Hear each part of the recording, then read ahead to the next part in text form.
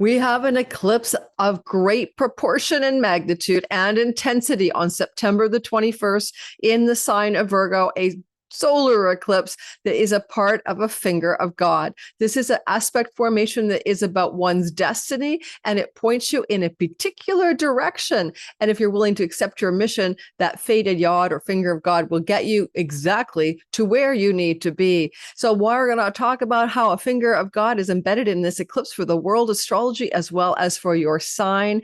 And we're also going to talk about the asteroids Ceto and Typhon, which are associated with storms and seas. And we've got those activated during this eclipse as well. One of the things about this eclipse is it's also a repeating cycle of every 18 years. We have an eclipse at 29 degrees of Virgo. It's rinse and repeat, and we'll talk about what that has looked like historically. And we can pretty well count on history rhyming. If you're new to my channel, welcome. My name is Lori Lothian. I am a Western tropical zodiac astrologer. This is not sidereal. Don't forget, we love our fixed stars and the fixed star Alcade. Yes, the star of female mourners is involved in this 29th degree energetic, but also the asteroids that we'll be bringing into the story today really help refine that story. We have a little bit of the Asteroid Requiem. Yes, we'll be talking about what that might look like for the world and certain events that could transpire geopolitically. For your sign, of course, I'm really going to dive more deeply into how this destined finger of God might help you reorient yourself like a compass needle, because it is pointing to the Aries sky. It is pointing to Chiron in the Aries sky, where all of us have experienced a Chironic wound about war, of course, since 2019, but also something about our own lives that has felt quite unright, not right, wounded, some sense of discomfort in the Aries part of our sky. And it's funny enough, an eclipse in Virgo can help support the healing of that Chironic wound. So we'll be drawing some of that material into your signs forecast, as well as drawing from the Time Travelers deck by Denise Lynn. I love this oracle deck. I just got it yesterday and I'm having fun playing with it. But don't forget, I am an astrologer and this is astrological content. And then on top of the astrological content, I draw oracle cards. So because it's more fun. So hopefully this is going to interest you. If you don't know anything about me, just look in my description box. I have a Patreon community, a Substack column, a website, although I'm not taking readings right now. One thing I'd like you to know about, if you like astrology for timing your best life, because why else are you watching it, right? You're watching it to make sort of sense of your life, to avoid the pitfalls, to move in the direction of ease and flow. At least that's why I use my astrology for myself. And if you want to learn some astrology, you can come learn with me. I'm teaching my 6th year now, Sky Reader 6.0.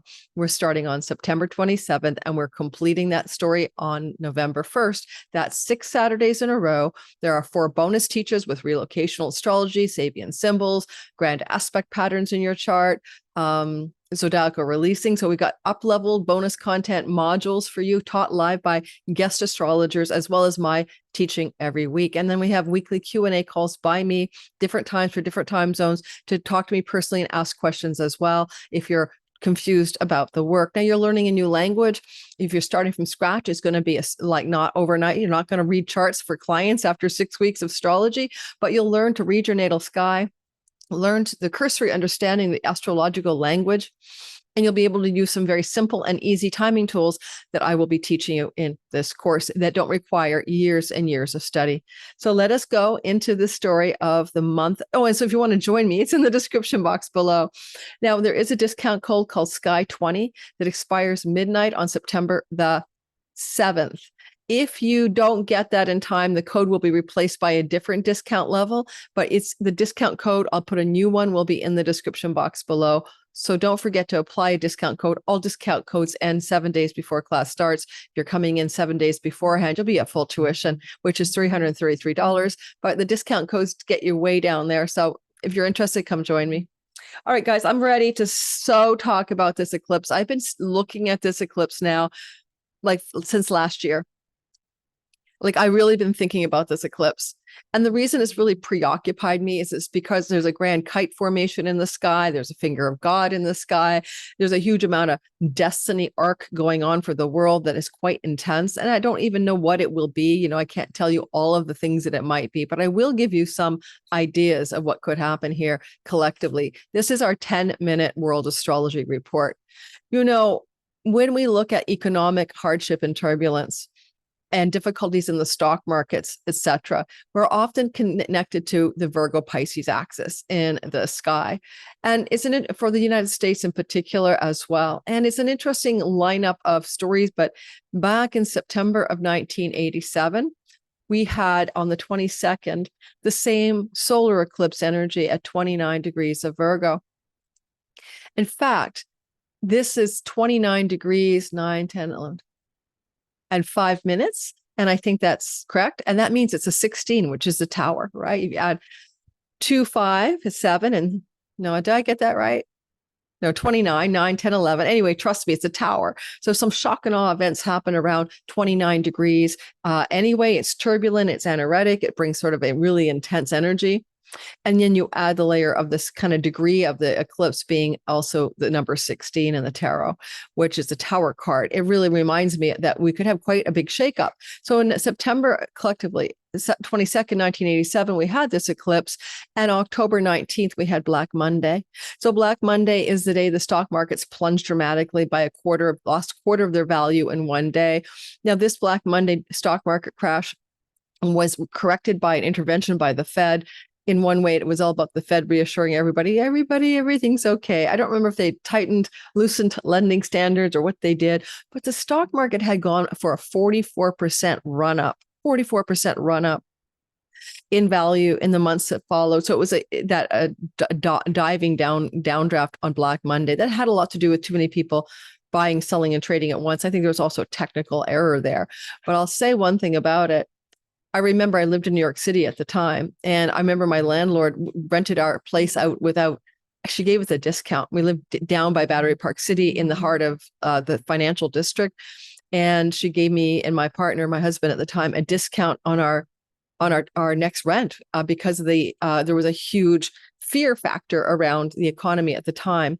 Now, it didn't last. So I will say that if we're going to have a downdraft in the United States stock market, it may not be as bad as all that. But I will say that as I'm recording this on September 5th, the job earnings report and the new jobs report just came out, and they are disappointing. And it makes traders think that, the Fed will indeed then, put the interest rates down to accommodate the bad economic indicators. That could be true. But the market looks to me to be robustly oversold. And there may be an AI.com bubble, an AI frenzy in the NASDAQ building for a bubble popping as well. So there's a possibility that in the weeks or months that follow, we'll see a downdraft in the markets. Now, because an eclipse can happen 3 months before, and because it can play out as a solar eclipse 6 months after, even a year after, but I'll say 3 months before, 6 months after, don't think everything is going to happen in October, but indications could be that increased market turbulence is ahead. On September of 2026, September 22nd, 2006, we had an eclipse at 29 degrees of Virgo. And then months later in the spring, in May of 2007, the stock market had reached an all-time high and it began to dive down. We all remember that by the time we got to October of 2007, the markets had bottomed and we went into the global financial crisis from the subprime loan scandal and the malfeasance in lending practices and turning over product like secondary product from mortgages that were already weak. Well, that idea of that crash, it didn't happen overnight and didn't bounce back right away. The turbulence in the market began in May of 2007, and you go look at the graph as you see that the peak and then this like bottoming down energy began to occur. So that indicator is more like a longer term recession. That was a 2-year recession, October of 2007 to March of 2009. So either a bounce back like the 1987 event, possibly, or a longer drawn out downturn in the United States economy. With the Trump tariffs, everybody does feel that that's the problem, and that's why things are slowing down in the jobs market. And it could be true.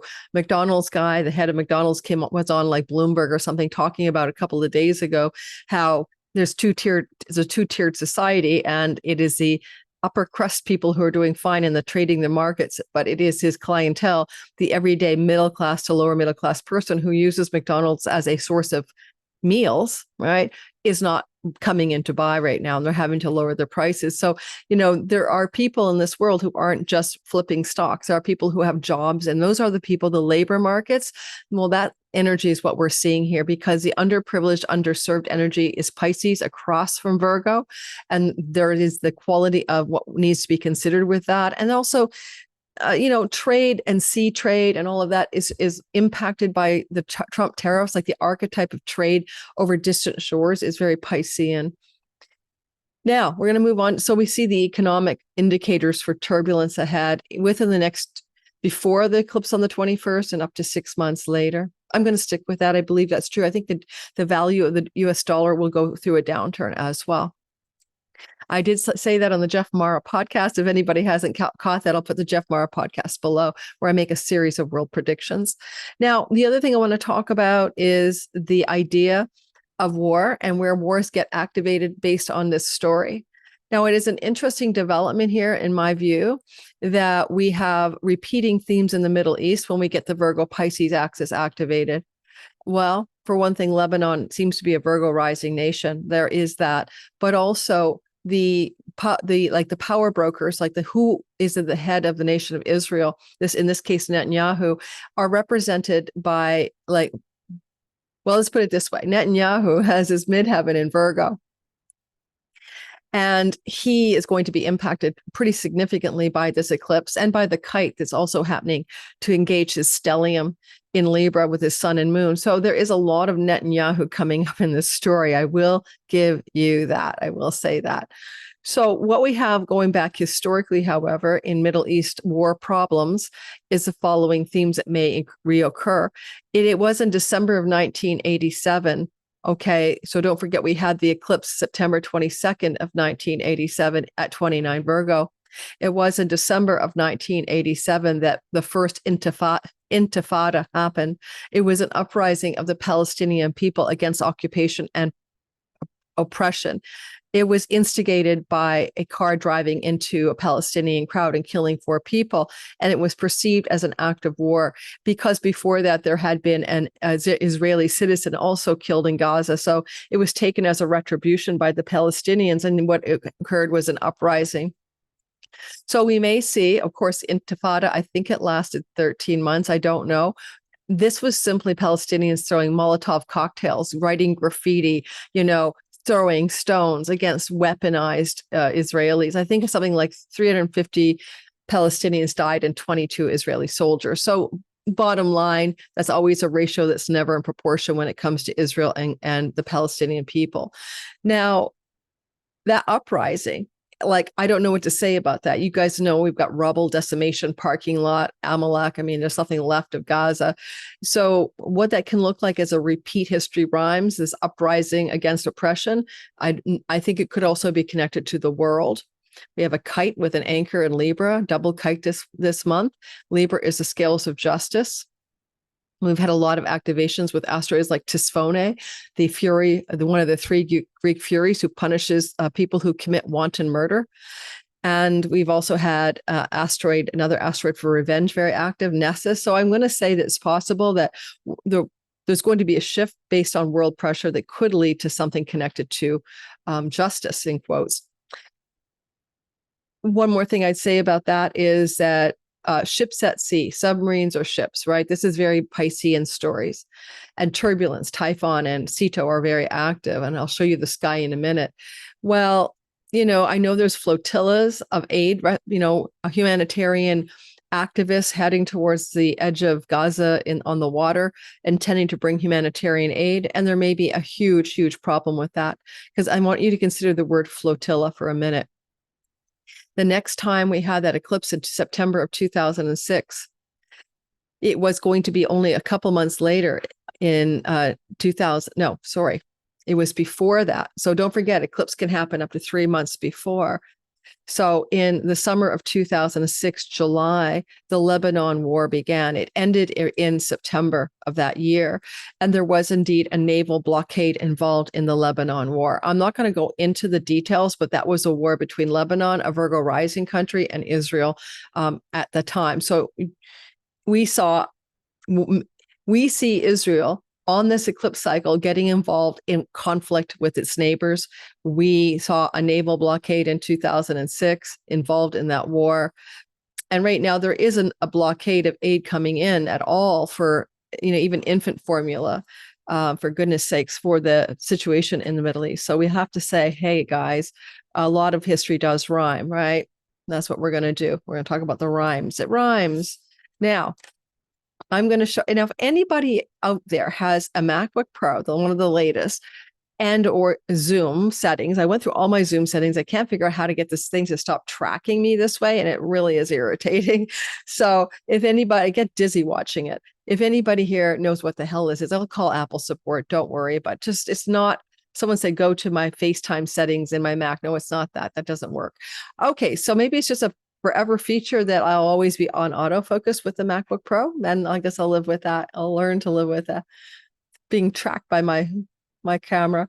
So let's go ahead and quickly show you what the sky looks like. Then we're going to move into all signs. I want to talk about sea storms. I didn't do that. I apologize. I do not think this hurricane season will be okay. It will be rough. There may be also tsunamis or floodings. These are big stories that I think are coming off the energy of the sky right now. Part of it involves the eclipse, both the Pisces and the Virgo eclipse. Now, my Pisces eclipse video is already out. If you haven't seen it, please go watch it. Alrighty. And I think I mentioned sea storms from that eclipse as well. The eclipse was occurring around 16 degrees of Pisces. This is our current sky on 21st of September. This eclipse is going to be pretty exact. It's a partial eclipse in Leavenworth, Washington. I was traveling there, but on the Pacific coast of North America around 12:55 p.m. So, just midday. So a lot of people, even all across the United States will feel the eclipse at the same time. Now, I'm going to be doing another video about where this eclipse travels with astrocartography. When I do my update video on this, I'm not going to do that today. All right. It's just not, I'm not in the mood really, but it does activate, I believe, the Middle East, if I remember correctly. What I want you to see here is I want you to see this. 29 degrees and 5 minutes, right? So if you add that up, it's 9, 11, and 5 is 16. It is a tarot card. It is pretty intense energy. And you'll also notice up here that the South Node is what we need to surrender, let go of, and release. And then up here we have Requiem. And Requiem is like a funeral for a well-known person. Well, you would say about a funeral for a well-known person involving solar energies, like a king, and a death. And so I'm going to predict the death of a king. What king? Well, president, a prime minister, a world leader, some kind of head honcho of something, as a possible way that this could appear. Now, Netanyahou has his midheaven here. He is the ruler of Israel. We're going to have this kite here anchored by this first Mercury picks up at the energy of the kite. It's really pointing at Libra, so don't get confused about that. It's Libra-Neptune axis. And so we'll have something around the 18th and then the 23rd. Both of those times, this kite gets activated. And Netanyahu has a sun and moon in Libra. So we see a lot of his stuff churning through the sky. Even the fact that Mars is anoretic. And I'm going to draw the finger of God for you in just a second. So hang in there. Anoretic is Mars in extreme imbalance when it comes to harmony, peace and war, already pointing at the chironic wounds of war. And Asteroid Child has been tracking with this particular placement. Let's put Asteroid Child in there for you, with Chiron for weeks and months, like 6 weeks. I've been tracking that. And we know the wounds of war and the world child has been extraordinary for the world. We cannot even begin to talk about how many children have perished in this war in the Middle East and are suffering right now without adequate nutrition. There's the asteroid child. So the wounds of war that involve chironic wounds and the word child is going to be a part of a finger of God. But before I talk about that and draw the finger of God for you with my own cursor, I want you to see something else. This is an important story, in my humble opinion, that we have this particular sea god, Ceto. Ceto is the dangers of the sea, the goddess of the sea. It has to do with sea monsters and scary things in the ocean and the dangers under the ocean. So Ceto is here. right? And it is with Juno, which is where we could see some peace deals coming into place. This is for Russia, Ukraine. Why? Because this is the rising place of ascendant of Vladimir Putin, a Scorpio rising. And this is a house of allies and benefactors for him. And I would say that this very much will probably look like 1, 2, 3, 4, 5, 6, yes, making a deal for peace in this eclipse cycle for him, anytime before the eclipse and up to 3 months after, even 6 months after the end of that darn war in Russia and Ukraine storylines. And here's Typhon. Typhon is like the god of typhoons, right? It's a sea god of storms. And there's definitely a storm, a brew in the watery Scorpio sky. Now, of course, Scorpio represents stealth agencies and hidden things and intelligence data. And who knows, it could be a lot of different stealthy, scary things coming up through the news cycle in our lives. And we have to just wait and see what happens, right? World events, Epstein files, etc. Now, the other thing I want to mention is that Venus is in detriment with the eclipse. And it is not great for her to be here in her fall. And it's going to bring a sense for individually in the world. There's a fall of worldly pleasures, maybe like people are going to budget. People are going to be careful with their spending. There's not going to be like over the top luxury items coming through. In Vancouver, Canada, our luxury condo market has fallen through the floor. So anything like to do with pleasures and luxuries and wealth and a fall. She rules money. And so she rules currencies. And so does Juno. Juno is the goddess of moneta, money, coinage, and Venus rules currencies and coinage and money as well. And she's fallen. Again, I said the US dollar will likely fall. And I'm going to continue to say that's true. I mean, I do not believe that's going to go up in the next 6 months. Let's put it that way. Now, one other thing I'd say is don't take my advice don't trade currencies based on an astrologer. I'm not that astrologer for you. I'm just guessing here.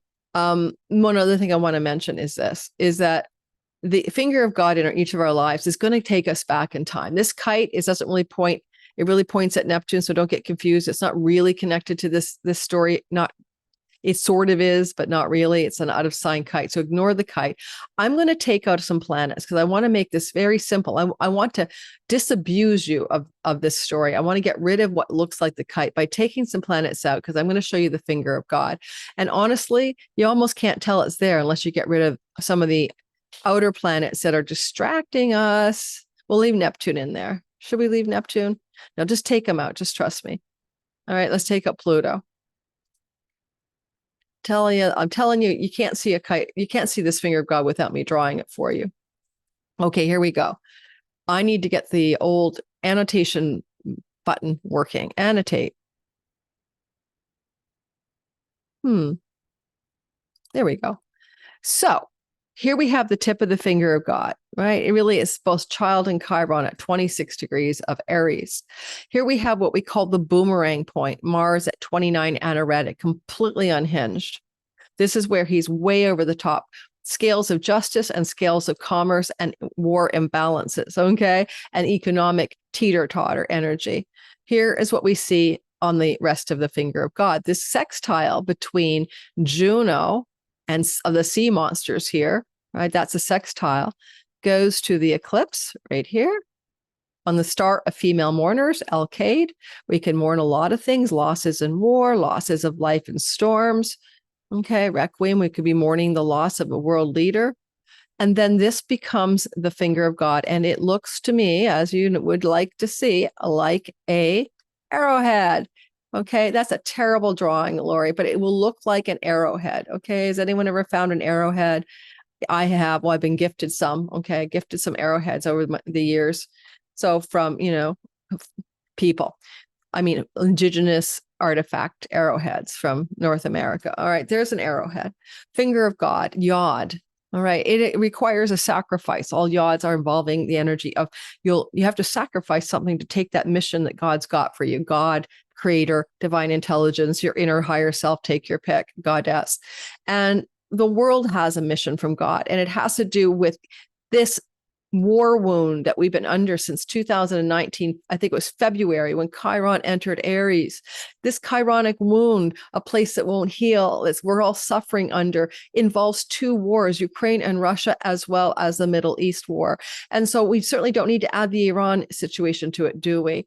And if you want to say about what this looks like, why the boomerang is here, the boomerang part is Mars. Mars is kind of like when you draw back a bow like an archer. He's highly influential in what this is about. Mars is a god of, in his detriment, cutting, ending, and severing, losses, letting go, like with a cleaver, right? But also he's out of balance here. And, scales of justice, scales of commerce, and the war, inability to create harmony and peace. So therefore war is where he's most difficult here. He doesn't have the tools he needs in the sign of Venus. He's out of his strength. He doesn't have it. But then you'll notice he's going to cross over the very next day, probably on the 22nd, yes, into his home sign of Scorpio, where he has such great dignity. That's going to be joining Vladimir Putin. And that means that anytime between the 22nd of September at about 6 weeks, Putin's got a really strong energy going for him to complete that war and get what he wants and to win at what he wants to get in order to end the war. And that will include, of course, land that Russia did not have before the war. It will not end without that acquisition of land. I've talked about that in many other videos. So that's what I've got for you. That's the world story. We're going to do your sign. We are going to finger of God away. We're all going to focus on the finger of God for each of us. Okay. So let me just say this before I start. Stop the share. I will be drawing from the Time Traveler's deck. I really want to focus on the finger of God for a reason. It feels to me like we have this really golden opportunity to really let go, let God. The South Node is always where we must surrender and release something. In Virgo, of course, it could be categorically about health or things to do with purity or things to do with sacred magic and ritual, etc. The Virgin, right? And that's great, wonderful, but it's more than that. This is an eclipse that entangles itself, right, with that finger of God. It really involves Mars. Who likes to choose? Mars makes a deciding, right? To decide is to cut something into two, to dissect it. And you choose the left or the right path, right? You got to go in a direction. So Mars is the chooser in this finger of God for you and for the world. He's the decider and then the action taker based on the choosingness. And then Juno is what you want to commit to. It's like, I'm going to make a committed vow to this thing. It's like, I am vowing to marry you. I'm vowing to this peace treaty. I'm making a commitment that I'm going to stick with no matter what. So when you get to that kind of vow commitment energy of Juno and the choosing of Mars and the letting go of Virgo, it all lines up to heal a chironic wound in your life that you've been dealing with ever since 2019 based on your rising sign. It's best to listen today for your rising sign when it comes to eclipses, in my opinion. It is important because your rising sign is the avatar simulation character, right? It's like, I'm a soul. That's my sun energy, my divine spark of light. And I'm coming into incorporation. And I'm born on the eastern horizon at the certain time where the constellation lines up to my time of birth. And that's me taking on embodied form, the first breath, the coming out of my mom, the cutting of the umbilical cord, right? I'm here. In this character, this body mind. Look at Vance, big beard, Trump, big hair. They're Leo rising. Their characters want to look like a lion, right? All Leo risings have good hair or great beards, right?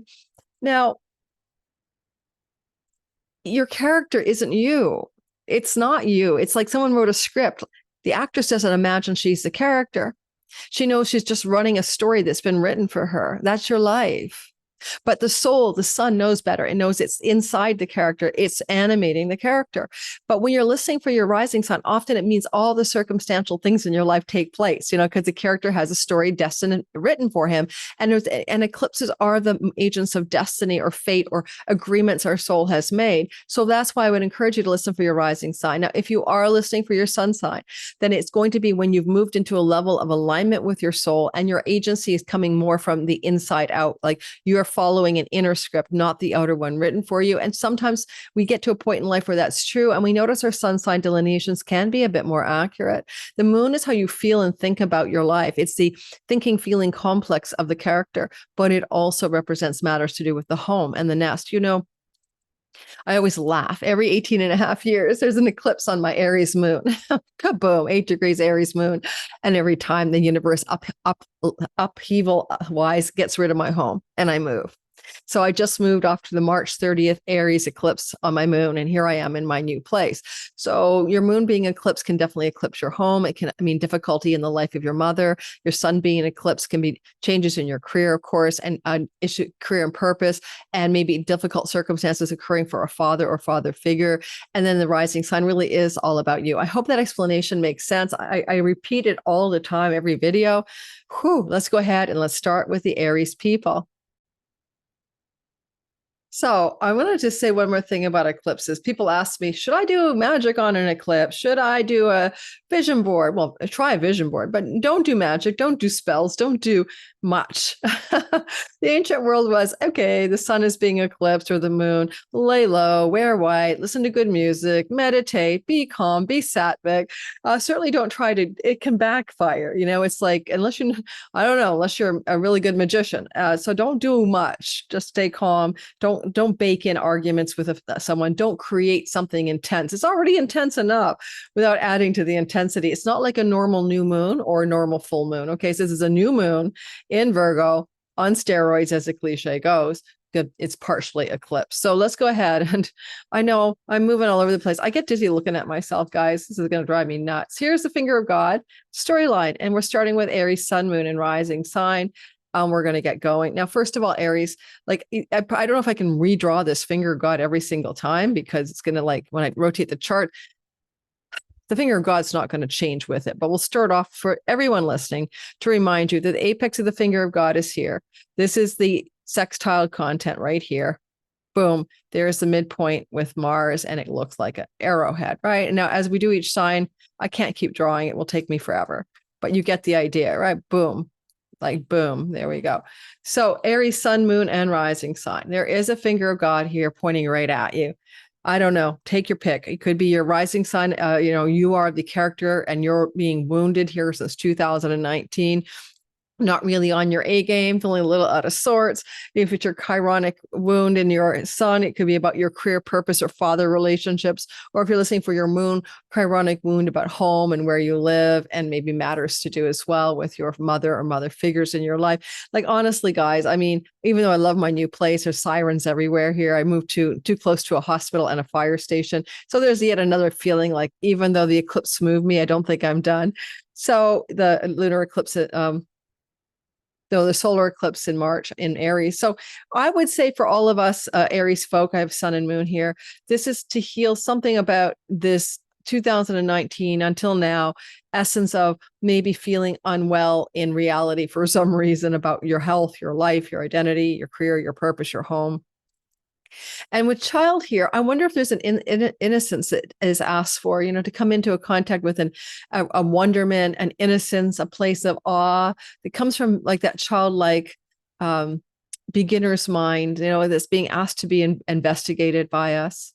I would also mention, of course, and I didn't actually add this for the world event on this one, but there's a benevolent witnessing by Lord Jupiter of the actual eclipse here. So it's not the worst thing I've ever seen in the world, but still he does magnify things. And I'm going to make it simple for you before I draw a card. I'm going to say, because I'll be doing a follow-up video on this on this eclipse anyway. This is my first video, the preview video. I'm going to say, what do you need to make a choice about when it comes to business partnerships, long-term committed love stories, and marriage type partnerships, or things to do with the way you address your audience, your marketplace, your clients, and your public, if it's something that you have to do in your life. And there's going to be some bifurcation, some changing through actions and deciding that's happening here, to really focus on what you need and what you want. Sometimes when I see Mars in the 7th house for a client, especially natally, there's going to be a lot of outside intensity in their life where other people are demanding attention or causing turbulence or confronting them. This for me is the trolls, by the way. And, you got to really come back to yourself here, right? Come back to you and see, what are you doing here anyway? Is this okay or not? Major decisions about that. Like for me, decisions not to see clients at all anymore might coming out of this. I love my clients, but I really I get drained a little bit. I'm autistic. I'm not, the one-on-one requires a lot of masking and stuff. Yeah. So there's that. Now, because this is eclipsing in your house of work, the job, to be of service, right? There is something you need to let go of, something you need to release, something you need to put to bed, even like do a funeral for it. And over here, you'll notice that this is like, hey, this is the money that you can get without a lot of hustle. Your chunky money is very activated. There are some storms up here, but Juno says commitment.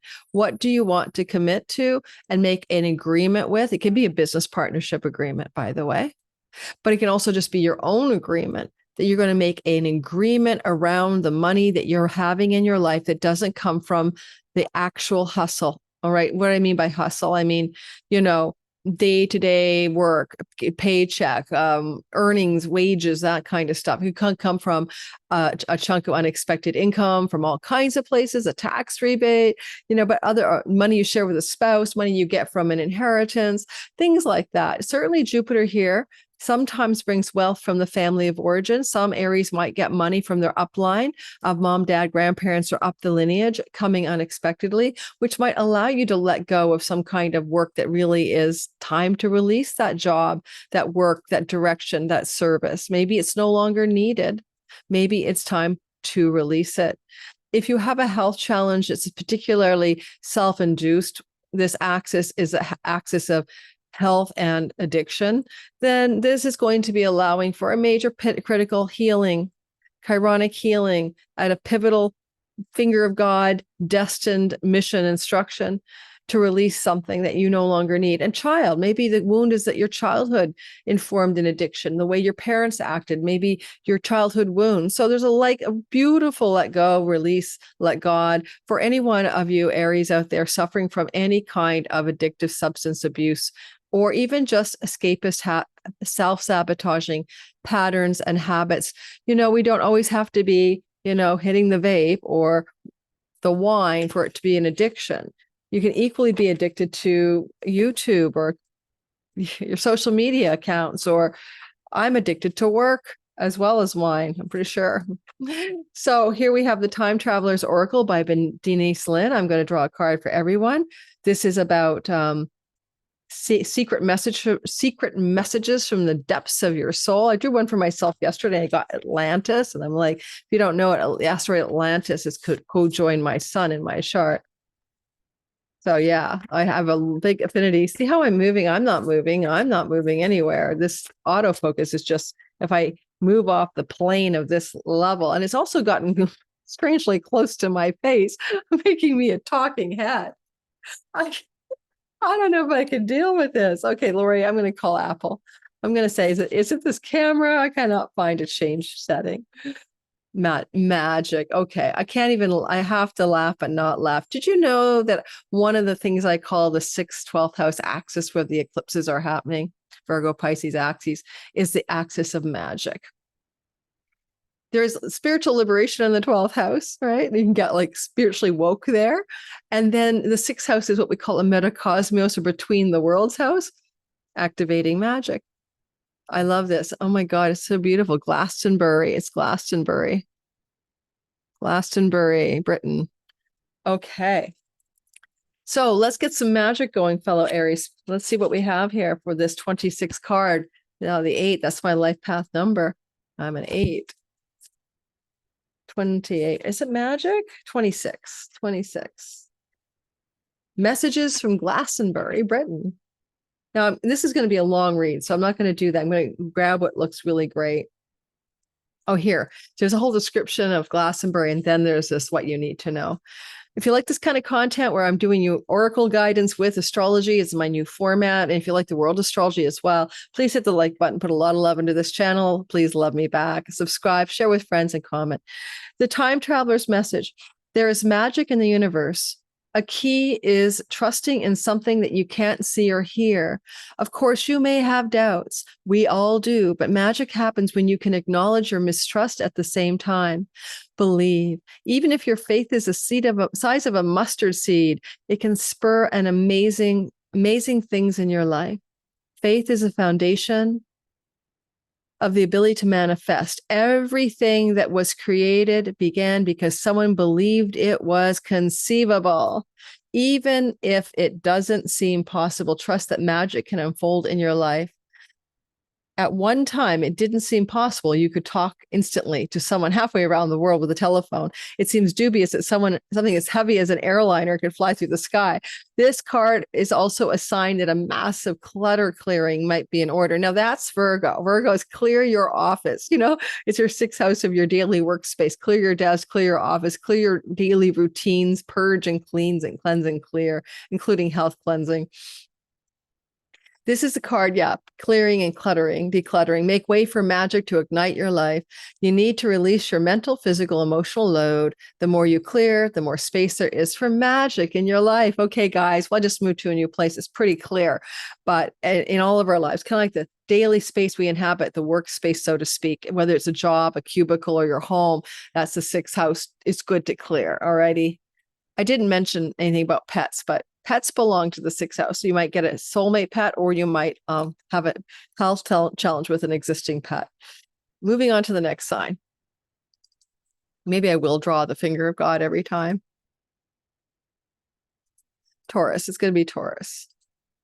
Hey, Taurus, sun, moon, and rising sign. Well, finger of God is active in a freaking eclipse. How cool is that? Let's draw it in just for everybody so you can see it again. There's the tip of the finger of God. There's one of the energies here, and the other one is here. And there's this Mars at the boomerang midpoint. Bing, there. He's the chooser, the action taker, the decider. All right, let's go. You are somebody who is going to be able to cut through and sever some addiction, self-undoing, sabotaging habits, patterns, and beliefs, or something like that, like literally, because this chironic wound has maybe been bugging you in that kind of story ever since 2019. Child, look to your childhood, find your inner child, have the wonder and innocence of a child to heal this wound. Because over here, Mars is like, let me cut and sever, choose, decide something that impacts your health and your well-being as it connects to self-undoing. Now, because it's also fortified by the eclipse in the fifth house of romantic love and the goddess of commitment in the house of marriage, some of you might be going through a really interesting time in a long-term committed love relationship revolving around your own self-sabotage. And maybe your partner is a real catalyst for your getting over your problem. Another element here would be something to do with the idea of changes in job and work. Why? Because Mars is in the work job house. He's anoretic for completions and endings, right? Something wants to end in that choosing, completing story. And because you've got Chiron in the distant shores and foreign lands house, you may be looking at job changes with new opportunities in this eclipse cycle. Up to 3 months before and maybe 6 months to a year after, with a major change of job, but connected to a distant shore, foreign land, foreign company, foreign enterprise, foreign people. So there is that as well. It wouldn't surprise me, basically, in this chart at all. Now, you might have to release, let go, surrender something in your fifth house. The eclipse is going to say, can you let go of that overly fixated approach to one of your children? Can you let them go? Can you release them? Not let them, their lives overshadow yours? Can you really let go of something connected to your pleasures and enjoyments in life? With a fallen Venus, it's the fallen pleasures, right? Sure, a bit of wine is good for us. A bottle a day isn't. So, release, surrender, let go of life's seeming pleasures and look for joy. That's what the real meaning of that fifth house is. It's what inspires you. And you might want to let go of a relationship. A romantic relationship could be a part of letting go, releasing, surrendering for some of you in order for you to fulfill a real karmic turning point in your life. Like a karmic turning point, meaning that you could be looking at something like, oh, I can't believe I'm letting go of this relationship. It's been so important in my life, if that's true with this fifth house story.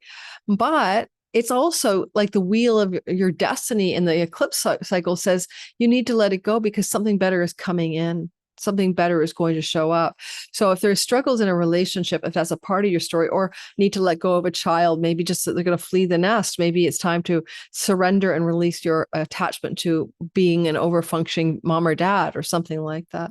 So you can leave space for these eclipses. And these eclipses bring you into contact with new social groups, new social circles, and friendships, right? Go watch my Pisces eclipse that I just covered.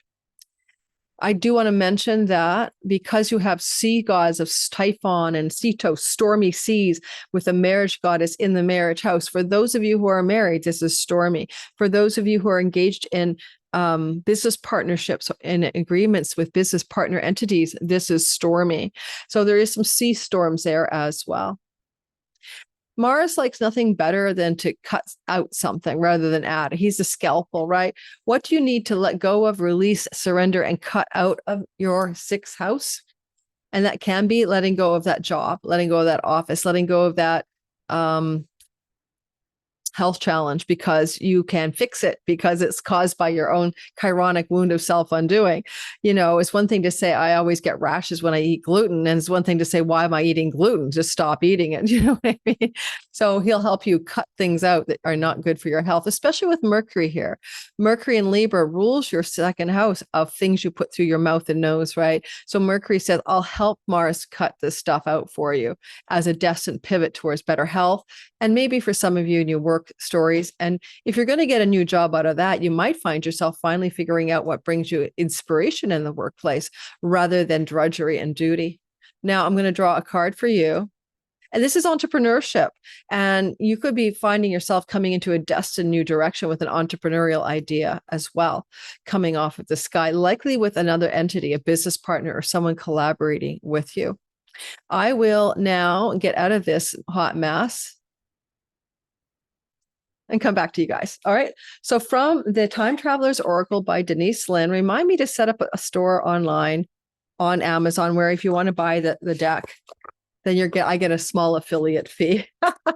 I should do that later today. I'm recording this on Friday. And you guys are going to get it Sunday. Yesterday, I would have put out, when you're watching this, a video all about the Uranus retrograde cycle in Gemini for your sign. Go watch that too, please. Number 13, flexibility, and it's a tagger. It's a prehistoric bamboo forest in Southeast Asia, all right? Flexibility. I didn't expect that card for you. But I'm going to go with it. I never doubt what I get. Until I read it, I won't know why. Flexibility. You know, the sign of Virgo is a mutable sign. It's about adaptability, flexibility, same as Pisces across the way. So the axis of that energy of your 6-12, your 5-11 houses are about being able to adapt, to be flexible in some area of your life. And sorry, I got the crow deck out instead of the book. Where'd the book go? There it is. Let's go. And that number is 13.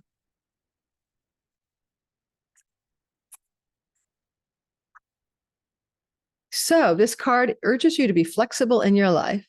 This is not a time for uncompromising strength, but a time for bending and yielding. Okay, I'm going to think about that for you. Success will follow if you do this. Do not face a problem head on. Go around it, above it, under it. Be willing to, let me think of the limbo, right? Do a limbo for your challenges. Be willing to change your mind, modify your trajectory in your life, and go in a different direction. In regards to abundance, this is a powerful card. It suggests your prosperity can grow exponentially if you are adaptable. Now, this is a work house too that Mars is going through at the boomerang point. So potentially a time of rapid growth is ahead. However, if you are rigid, there is a chance that something valuable in your life will break or shatter. Do not rely only on your own strength. You may eventually splinter and break. If you are strong and flexible, you can adapt to even the hardest of circumstances. Go with the flow. Don't try to direct it, and good fortune will come. Okay, so I will say that the adaptability and the mutability of Virgo and Pisces in your, axis of the eclipses is something I wouldn't have actually brought to your attention. But you guys are fixed signs, Taurus, Sun, Moon, and Rising. You don't like to change. You like to be strict and sturdy and linear and do what you said you're going to do and stick with it. And that's not what you're being asked for. You're actually like the reed, the reed that bends instead of breaks, right? being able to bend and flow with life. So that might indicate as well, because the sixth house is deeply karmatic.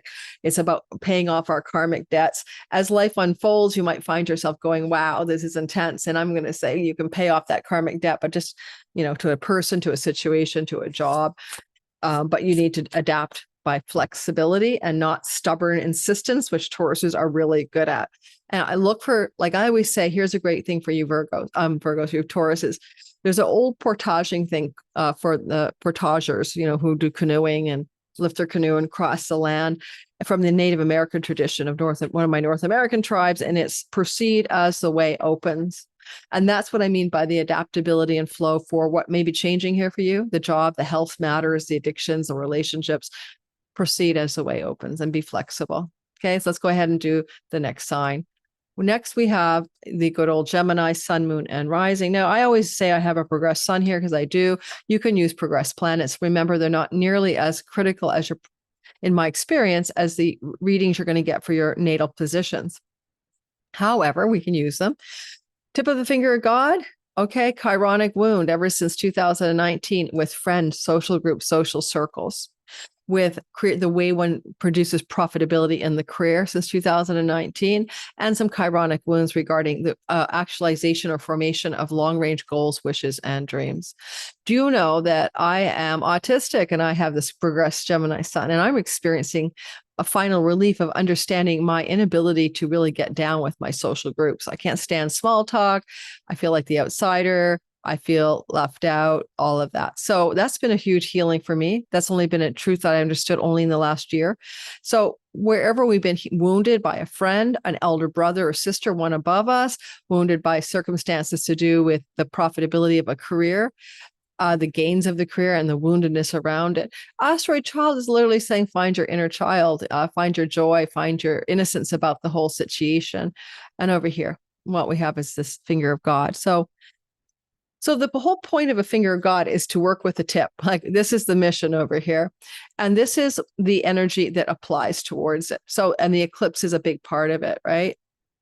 So number one, yes, choose, decide, right? Choose, decide, cut and sever, choose, decide, dissect something, go this way or that way.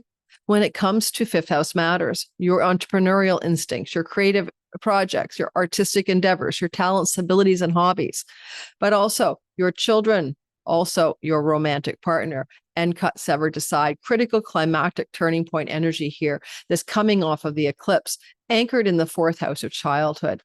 For every single thing I said about the fourth house before, homeland, property, real estate, let's talk about your childhood. There is a lot here. Fallen Venus, the goddess of pleasure in her fall, things to do with the old, funerals, maybe deaths of mom. This is a house of the mom, death of dad, maybe loss of people from your family. Like your whole childhood matrix is asking for attention here in this eclipse. Because if you do pay attention to it, this career will eventually take off even more so. But right now, it's also about letting go of childhood things that have been unconsciously activated, right? Programmed into you, and releasing and surrendering. This looks like deep soul work to me because it's a moksha house. And while you're doing that, you might be doing that alone in the home, by yourself, that kind of thing. Venus in Virgo is very precise, right? And, it could be about nutrition and food and choosing precise, metrics for health. Like even just like meditating, doing sacred rituals are very sacred priestess Venus Virgo energy here in your home life, in your quietude, in your solitude, maybe. That could be a story for you guys. And then we also want to talk about the Juno. This is like an obligation agreement and a commitment you've made. This is the work house, and this is stormy here. This is the job, the service, and the North Node's in the career expansion. Perhaps there are commitments you've made to your boss, to your colleagues and coworkers, to your employees, that you're realizing at some point, there's a lot of storm here. This is also like landlord leasing stuff. So you have a commitment to a lease, or you have a commitment to a tenant as a landlord. There's turbulence in this story, and you might need to make some changes over time about that in order for you to facilitate, let's say, a greater social alliance with people that you enjoy, maybe, or to change your career gains and profitability because you're making change in your health, your work, turbulence in the health, work, and tenants and rental situations. Yeah, right here. I don't know why you would, like, this is Mars cutting and severing in the house of children. Mercury rules your sign right over here. You've got the Lord of your sign dominating what Mars is up to. I think you're going to make executive decisions regarding situations with your children or a child in particular. In this case, most likely a firstborn child. The planet for the firstborn child is a fallen Venus in the home. For example, your child comes to live with you, right? That kind of thing. And you might be making some major choices around that as well. And if a romantic love story is not working for you and you've been thinking about ditching it, and I don't mean your long-term marriage, this would be like an unmarried relationship, right? Fifth house, sex, romance. There may be some discussions that you're going to have with that person regarding those relationships and perhaps endings. Okay. Jupiter over here is witnessing this eclipse and giving it some love from your money house. And all said and done, the changes you make to your health, to your work, or even to rental situations are going to add to your prosperity, right? Sorry. Yeah, because he's witnessing the eclipse in the 4th, but he's also trining this story in the 6th. So it's almost like cleaning up your health, cleaning up your rental situation, cleaning up your commitments there, cleaning up the situation to do with your children. And this can help you increase your prosperity over time. Back to the Chironic wound, we'll move to a card. Sometimes it's not just not fitting in or wounded in your social groups, right?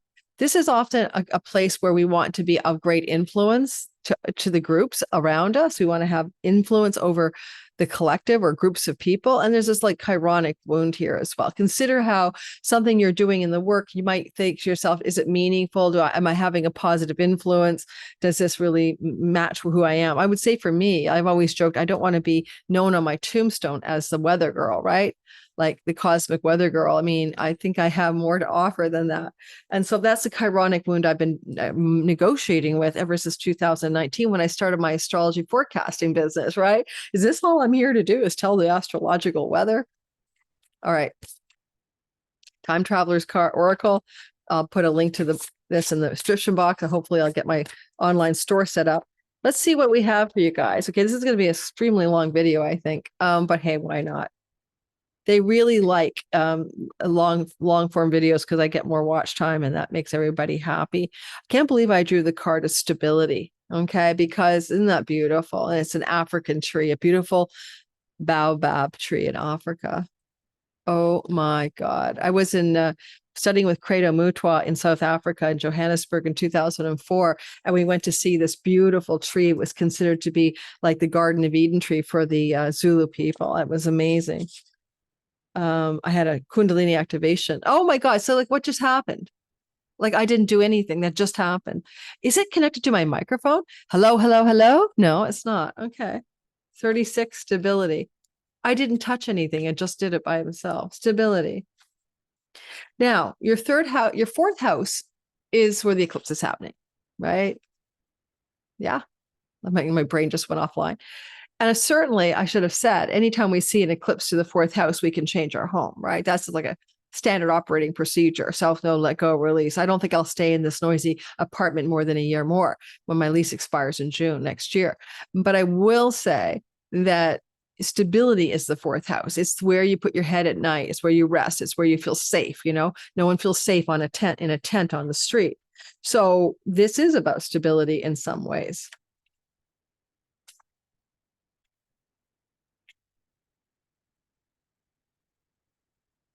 Sorry, there we go. So time traveler's message: to gain stability in your life, take measure, Geminis, of your relationships, finances, possessions, and health. Yes, the health is the 6th house where we're seeing the turbulent sea gods there, as well as your work. Heal old wounds, strengthen relationships with your loved ones, make careful plans for the future. Sometimes it's valuable to imagine a worst case scenario and then figure out a strategy to survive and to thrive.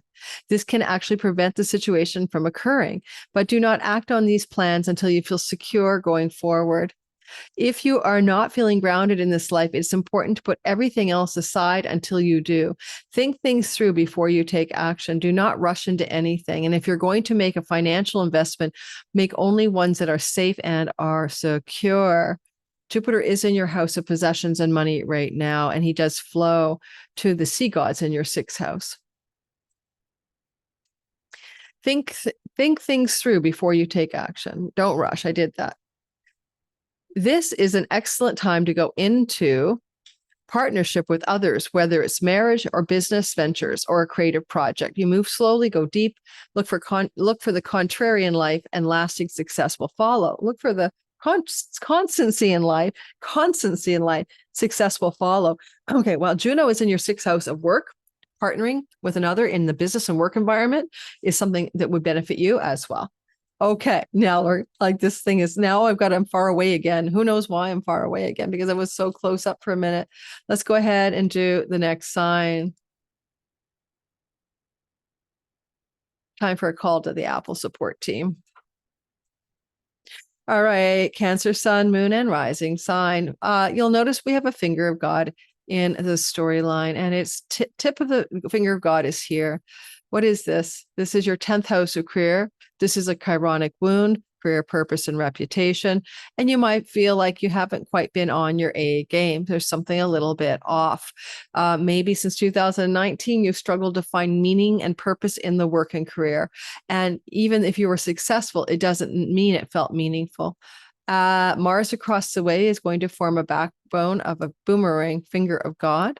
The storm gods are here, and the eclipse is here. What this does is makes a finger of God of destined arrowhead change. Now, I do not mind Jupiter here. Of course, he's forming a nice little wedge to the nodes of fate. That's true for both the solar and lunar eclipses. But most importantly, where is this chironic career wound being supported by a destined fated change in your 3rd house to change your career purpose, reputation wounds? 3rd house is social media. 3rd house is writing and communicating, marketing and selling, skills-based learning and teaching. It's also your neighbors and neighborhood, siblings, especially the one just younger than you, and matters connected to quite often travel. And that would be traveling, shorter distances, not necessarily exotic and foreign. And so in this regard, all of this area is now saying surrender, release, and let go. And when you do that, and we'll get to the meat of it, you also notice you're working with stormy sea gods with one of your children or romantic love partners or your entrepreneurial business, because the stormy sea gods with commitments you've made to that child, for example, connected to the chironic wound of career and purpose are activated. Mars wants to cut something here. He wants to release it. Often he, at 29 degrees, is ready to take a hatchet to something, and it's your home life. And this kind of story, sometimes it can look like Mercury does rule the eclipse and he's in the 4th house. It could look like some communication needed to tell somebody in your household to leave, or that somebody who is in your household is telling you they're about to move out. This is not likely a marriage partner, but more likely with this placement, a child. So, a de-nesting kid, maybe coming off of this eclipse for some of you. I do want to say that you have a Venus problem here, but that's not so great. And a fallen Venus with the South Node in the house of siblings, particularly one just younger than you, can also be a portent of some challenges with that sibling over the, up to 6 months that follows this eclipse and up to a couple of months, 2 to 3 months before. And it may not be your story at all. You're just going to see it happening here. When I look at the mission from God, you really want to make a change. There's just something you need to do to shift the work in the world, the reputation, social standing, and career stuff. You want to make a meaningful change in alignment with your purpose. And you're going to do that because this eclipse will motivate you to do that. Mars will help you make the decisions, especially if some ways your career has been reflecting something to do with childhood dynamics and stresses in childhood. Choosing because your parents told you need to be a doctor. Or also, sometimes this is called the expat signature. Mars, and especially in his downfall here, If you have moved to another country, you might be deciding to move back to your home country because of this kind of sky. Finally, I don't know, Jupiter here, he's just blessing you. You're very fortunate. I had a Cancer in the comments say, oh, I'm not lucky. Why? It's nothing happening for me. It just started, dudes. Okay. It lasts till next July. Take a deep breath.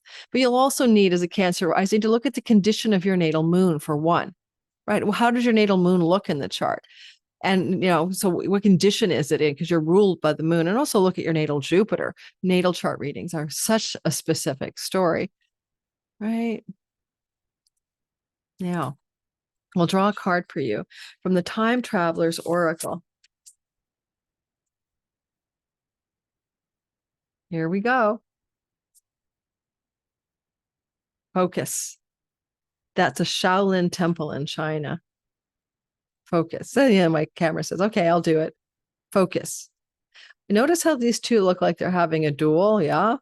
It's interesting because, Mars in the fourth house is dueling in the home, arguing in the home, conflict in the home, or cutting the home, or ending the home, or leaving the home. So that's an interesting card to choose. Focus, number 15. Hopefully these cards will be useful as you move ahead. This is a brand new deck. I'm just learning to feel into it. The Time Traveler's Message. This card is reminding you to focus on what is worthwhile and splendid. Let go of everything else. The secret behind true manifestation is disciplined focus. What you direct your attention toward is what you create. When you direct your thoughts toward good, you are more likely to attract positive experiences in your life. Even if there are times when it seems your focus isn't working, things are germinating beneath the surface of your life. If you find yourself feeling scattered, choose one thing and direct all of your attention on it. Before I go into scattered, the very busy third house makes me scattered thinking about it, right? Because it covers so much ground, neighbors, neighborhoods, siblings, skills-based teaching, learning, but it's also the house of communication and thinking. So really, I think a lot of that is like the mental clutter here as well. Concentrate on what you desire rather than on what you do not want. And if you stay focused on one goal, it's just a matter of time until miracles occur in your life.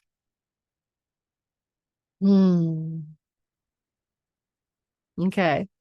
For you, having this eclipse happening in the third house does open up a propulsion field to finding your true north, right? Aligning with that compass needle of what you're here to do in this world. So it's almost like let go of the clutter, clean up the third house. That could be literally cleaning up your neighborhood, or cleaning up the area around your apartment or house or whatever. But with Virgo, like pristine purity. All right. So, but clean up your social media life. South Node there is like, stop watching YouTube, stop watching all the media channels all the time. Like purify your mind. All right. There might be a splinter in it, if you know what I mean. Oh, I forgot my water. Shoot. I'm afraid to leave the camera lens because then my whole camera gets weird if I walk.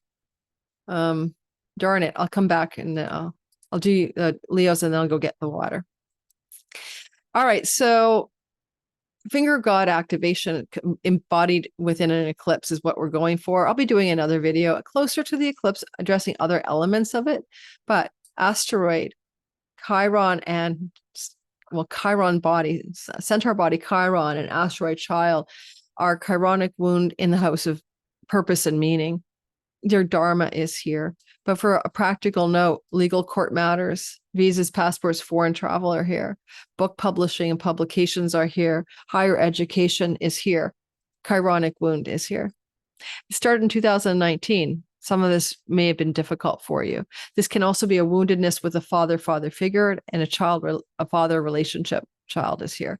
And you have that wounded relationship with that parent. Here we have, since 2019, here we have Mars forming a backbone of a finger of God. Boomerang. It's called a boomerang yod. And here we have this. Okay, so let's talk about you. I gotta say, Leo, it's kind of like, looks like you're getting ready to move. And I don't know why, but I see Mars in the house of the neighborhood, choosing, cutting, ending, severing, taking the action, deciding, with Juno kind of contractual agreements with property, home, and land, stormy seas in the home, commitments around maybe a relocation or a move, and money that you need to do that. This is all very activated. This is your possessions. You possess a home, I guess. You possess a car, right? This can definitely be with Mars here, a choice to buy or sell a car. But more importantly, maybe for some of you, there is definitely a shift in where you live coming 3 months before and up to 6 months after the eclipse. It may involve a shift of where you live connected to father figures and wounded relationships there. It could also be a shift of where you live connected to wanting to perhaps travel. This is a house of travel, and maybe long or short distance, and changing your location, a new city, a new town, a new part of the country you're living in, more likely than not. But Mars does rule the house of foreign lands, and a few of you may pick up and move to another country. This is very possible over the next several months after this eclipse. I think that with Venus down here, she's kind of in difficulty. She's a money goddess and a money house, but she's in her detriment with the South Node here as well.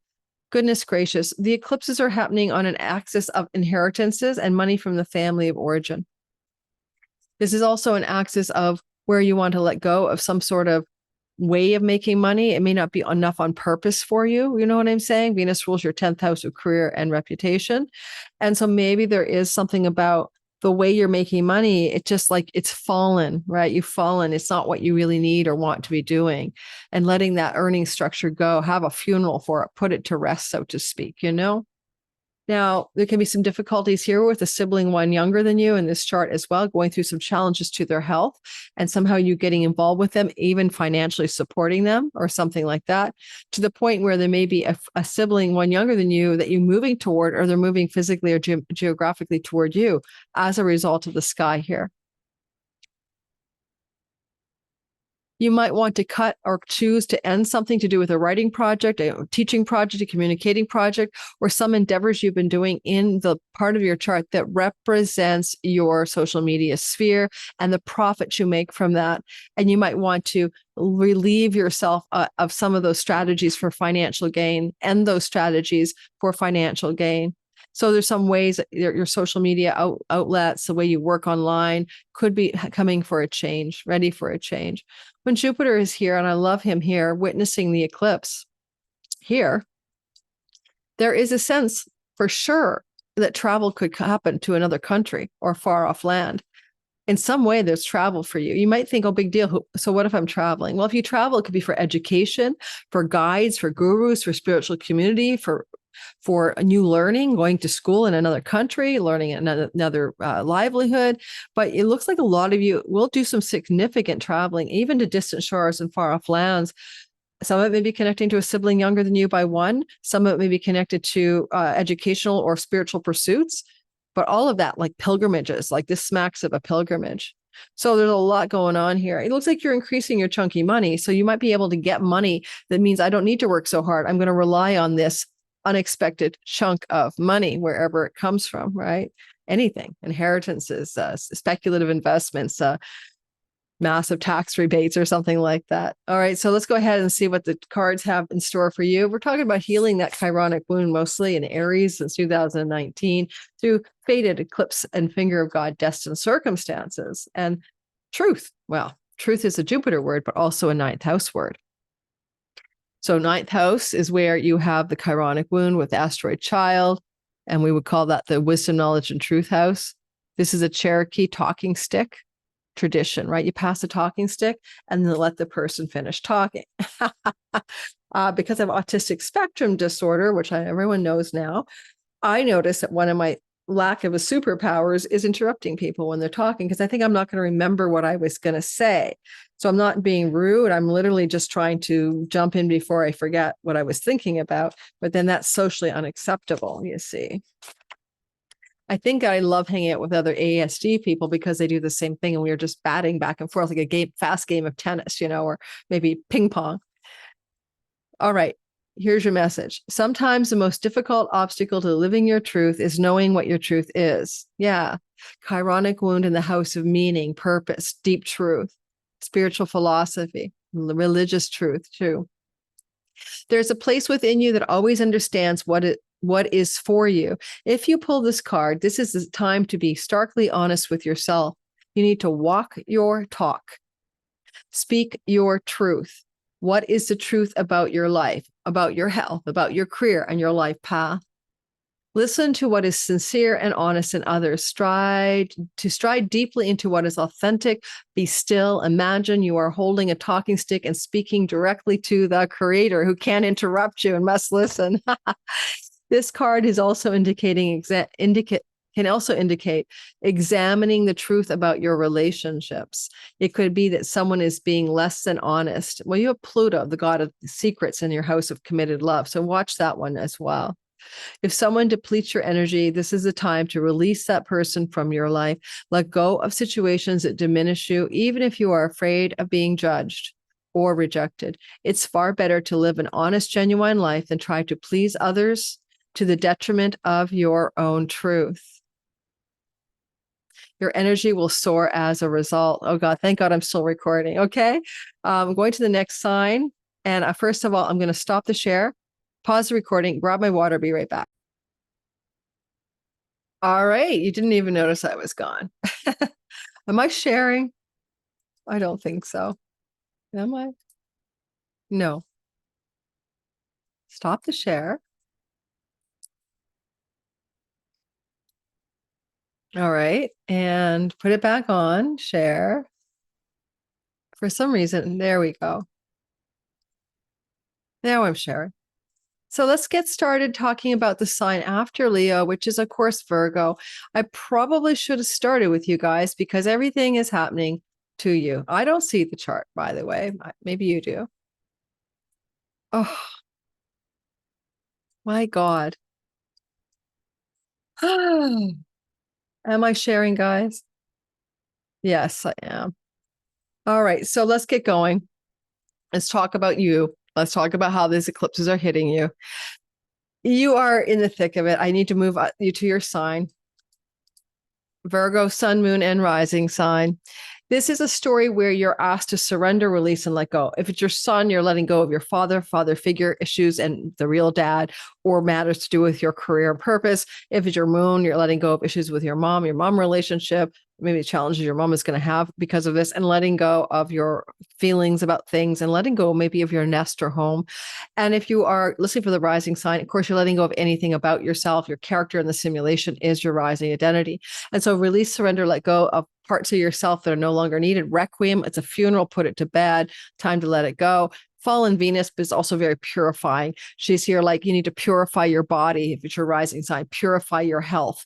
Maybe if it's something to do with the career, have a sacred duty to your career. Feel more called like a priestess to the tending of a sacred flame. But there's an archetypal surrender, certainly with the Requiem funeral asteroid here, and Panacea. I didn't put that in the all signs, kind of looking for the remedy that cures everything about yourself. Like it's the healing the thing that is holding you back. It's really not that big a deal. It's not really the main eclipse story, but I need to bring it up because it's happening in your sign. So there is a sense that you might want to release or surrender or let go of a way of being that is really no longer fruitful, and particularly with regards to foods that you ingest or substances. So I want you to think about that before I talk about that finger of God in particular, because Mercury is in the house of your earnings and resources, money and possessions. But so yes, maybe it's time to let go of a career path. It's not the right job. You're making money in a way that no longer satisfies. This eclipse can allow you to do that, especially Virgo sun and Virgo rising. But also what you ingest by the nose and mouth, including addictions and substances that are difficult for your life. That is a letting go, because Mercury is in the house of what you put in your mouth, rules the eclipse, and the sun is the ruler of the house of addictions. Let me just say, I got a case for your honor, that a lot of Virgos are going to have to clean up their act when it comes to that kind of stuff. And the eclipse will help them purify, release, surrender, let go, let God. Okay. Finger of God time. Wow. Well, sir, certainly we have an arrowhead pointing at the 8th house of chunky money, and that's not too shabby. Have you felt wounded since 2019 around inheritance monies? My daughter blew through hers, shared around monies with a spouse. They don't want to share the money. Spousal support, alimony problems as well. Just not feeling good about this stuff. And also maybe money through investments and not doing well there. Well, whatever this chunky money thing is about, it's often, all of those things. You're like feeling not so great. The esteem of others, whether they look up to you or esteem you, betrayals are here. Sexual betrayals are here as well. Woundedness is there. And then finally, you might find that the eighth house is one of the most karmic house of the zodiac, right? And it is ruled by Mars. And so Mars is a part of the story. We'll get to it. So this is a big surrender and release energy around ditching or shedding or cutting away old karmic stories that no longer serve you, especially around self-worth, what you eat, what you ingest. Mars here, he's self-worth, self-value, earnings, possessions, and addictions. Mars in the second house is a part of a boomerang energy of the finger of God across this. And what it tells me is you're ready to cut and release and let go of something, a food style. No more ice cream before bed, an addiction, an earnings and resources path. You might let go of a way of becoming successful financially. Like Mercury rules the 10th house, you see, and he's in the earnings house with Mars. Something needs to end. Something needs to be let go of. And this is a big destiny energy because of the eclipse. So it's not just like, oh, I let go of my Starbucks job and I went to work at like Burger King. You know what I mean? This is something much more important here. This is like, it's to lean into vocation and calling.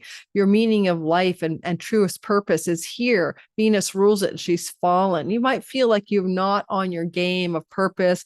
You're not in alignment with your true calling. It's time to make a change, make a decision to say, let go of a particular path of work or job or earnings, for example, as well as, of course, those addictions, self-undoings, and dietary styles that don't serve you anymore. Mars is pretty forceful. He's at anaretic degrees. It's all or nothing. It's not like a balance. It's like this way or that way, go left or go right, but you can't go both at the same time.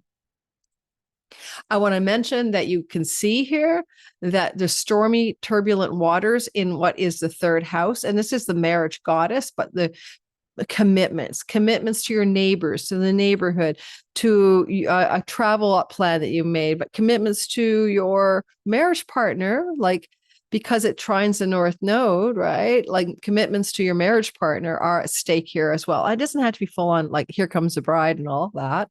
Your long-term committed love partner and commitments you've made, and some stormy waters here. A lot of times the third house is like the emails, the phone calls, the communications, even the exchanges of messages on your text messaging, your partner, and turbulent seas in the messaging. And I don't know, there is like, what is this wound really that you're trying to deal with? Sometimes it's as much as that, like your partner in love has all the money and they're not sharing it. Your partner makes more money than you and you feel wounded by it. Your partner doesn't want to give you, you have to sign a prenup before you get married and you're feeling really icky about it. Something is wounded here. And this is going to try to heal. It's going to try to completely heal. Mercury is a conversationalist in the house of speech. There is something that you need to say. You need to say it to someone. You could be saying it to your significant long-term relationship partner or to your boss, should you be ready to say, it's been a great ride, but I need to go into a more meaningful direction with my work. Don't forget, an eclipse may not be about the 21st of the month. It could be something up to 3 months before and up to 6 months after. So you're not going to know the full extent of it on a day, right? It's going to take longer. Jupiter up here, he's blessing it anyway. He's sending his benevolent eye to the earnings house as well, to the beautiful you, and giving you support. I think you could come into a really critical turning point with that Mars-Jupiter square regarding profitability in your career, but also cutting, ending, and severing other ways that you have been engaged in making money that no longer serve you. It could be closing down an entire career, guys, not just a job, letting go of a whole path.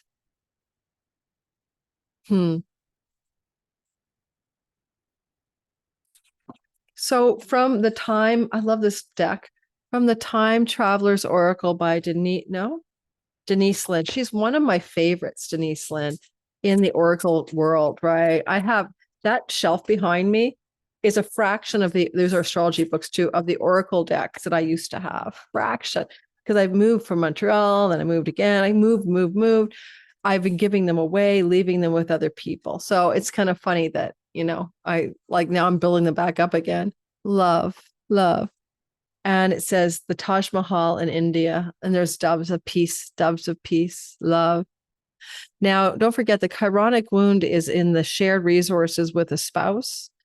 at the tip of the chironic wound, child is there to find your childlike wonder, but that could be alimony for a child, or, that could be difficulties with, what do you call it? Palimony, support of the child, But let's go ahead and let's take a look at this card for you. Number 25 is love. And what do you need to know? Because there is an involvement here. The South Node is going through your sign, Virgo, and North Node is going through the house of the long-term love partner. So this axis is self and other. You're letting go, releasing, surrendering, maybe even compromising, maybe even having to honor something about the partner and their needs as well. So here we have grow a bigger pot for the relationship, love energy. All right. Trust the messages from your heart, even if they are at odds with the message. Oh, sorry, I didn't start at the beginning. Abounding love is emerging in your life, and you are the beloved. You are deeply and profoundly loved, and you are lovable. I'm going to do Dove and Tarot right now, Paul from Dove and Tarot. Okay, I'm going to do an imitation of him.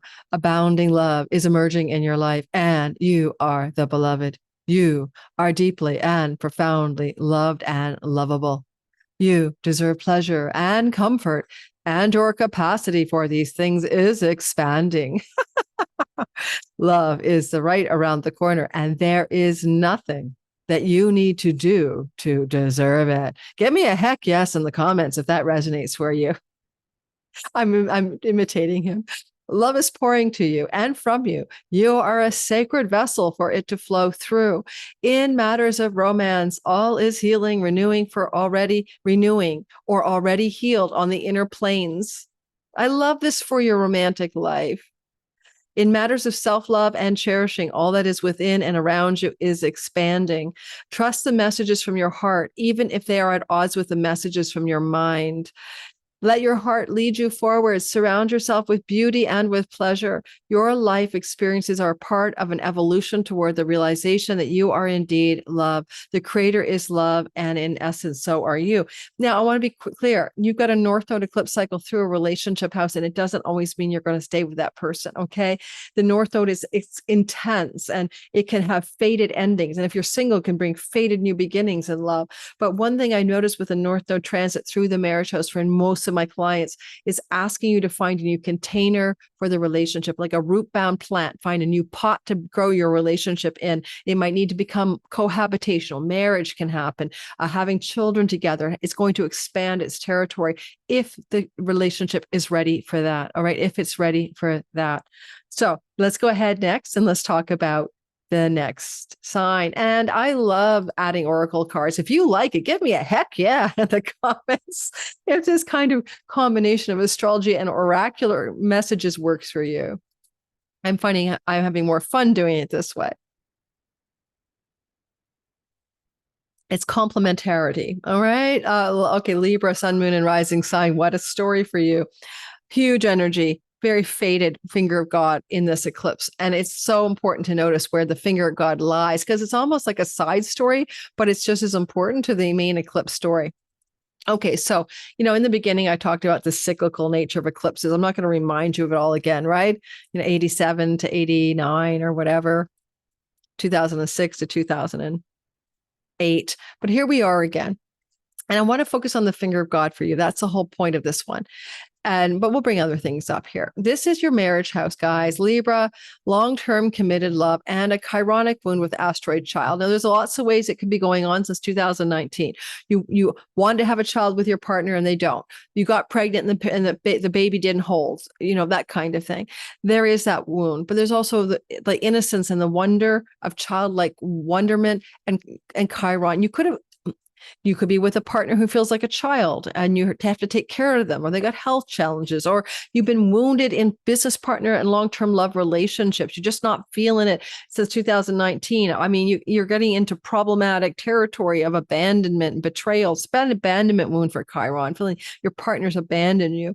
But sometimes it just means that your partner's been challenged and wounded and you're helping them or watching them. If you're a business partner story, then your business partner's like, oh my God, they're like not quite up to snuff, they're the wounded ones. This is the backbone of the finger of God. Whoa, sorry about that. Like, we can have someone we love, but they're wounded, right? Like they're physically wounded, they're emotionally wounded, they're mentally wounded, right? There's a story there for some of you since 2019 with the types of relationships you've been engaging in, right? Ugh, there's your arrow. So first of all, the actual eclipse is happening over here in the 11th, 12th house. And that's very much about kind of solitude and aloneness and things going on behind the scenes or your deep unconscious. This is a place where you can inspect your soul, where you can contemplate your navel, where you can connect with past lives, surrender, release, and let go of some past life vow of perseverance, vow of chastity, vow of poverty, vow of past life vows are here. Maybe you kept on, especially with Venus, love vows that you've made to a person or the type of love that you've engaged in. Now, sometimes people go into hospitals here and we do have requiem. And so there may be an opportunity here for this eclipse to open up a massive turning point in your life because of somebody's situation in a hospital and the potential of you getting some kind of inheritance because Venus rules your 8th house. And so if that happens, we're probably looking at an elder, just so you know. All right. And I say that because of other stories that I don't have time to explain. It could be a female or a male, just an elder. And so there's a possibility this eclipse could spool out some financial gain through that kind of story as well. Now, with Mars opposite if you have an addiction of any kind and the pleasures are not worth the cost of the pleasure for you Libra, you can be outside of you can let go of that addiction. It's not going to be too hard to do. This is going to allow for like a let go, let God, surrender energy. All right. So keep that in mind. Now, over here is Mars and at the boomerang position, right? Which is to decide, to cut, to sever, to choose, to act in an intense, radical, and climactic way. And it's about you making the decisions, you taking the actions. Now, technically, we would normally look at this and say, are you going to, snip, cut, sever, or end a relationship to a person, business partner, or love, or to your audience and marketplace? I'm done with those people. I don't want to serve those people anymore. Whatever it is, there is that axis of I thou and a major excitation of decisions and actions coming through the eclipse. Now, it is attended by Mercury, right? Mercury is right beside this. So it's a very heated conversation. It could involve ultimatums. It could involve loud words.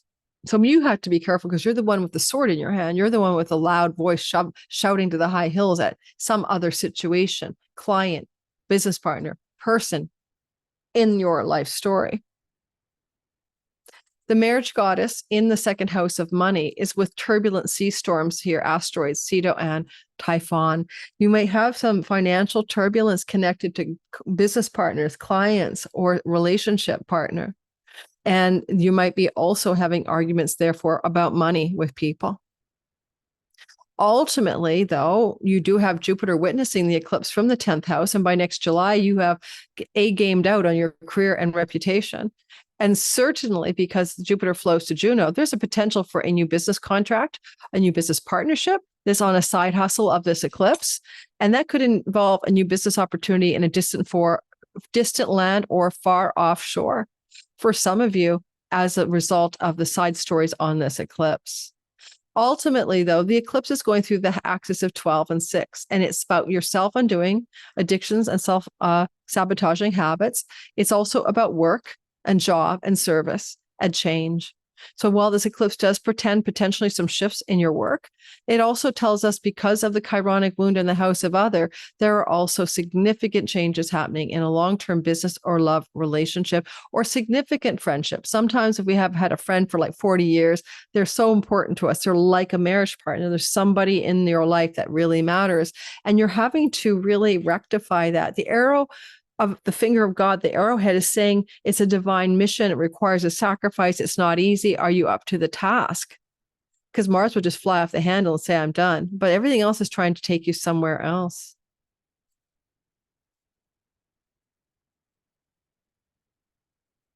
And Mars rules that marriage house, guys. So he's really got his sharp sword at it. If you're not in a relationship, don't worry, right? This is not going to be for you. But if you're in a long-term relationship of any kind, friendship or business association, there's a lot of intensity here off this eclipse. And could it be up to 6 months later that you see some major fractures going on? And maybe your partner has got some addictions, right? They're dealing with Chiron, the wounded partner, right? Finger of godding to the house of addictive substances, especially with the fallen Venus. So maybe you're trying to help a partner who's dealing with this kind of stuff, and it's not even about you. And there's a real intense, critical turning point, decision-making, action taking coming for you around the 21st eclipse in up to 3 months before and up to 6 months after. From the Time Traveler's Oracle by Denise Lynn, we will pick the Libra as a card.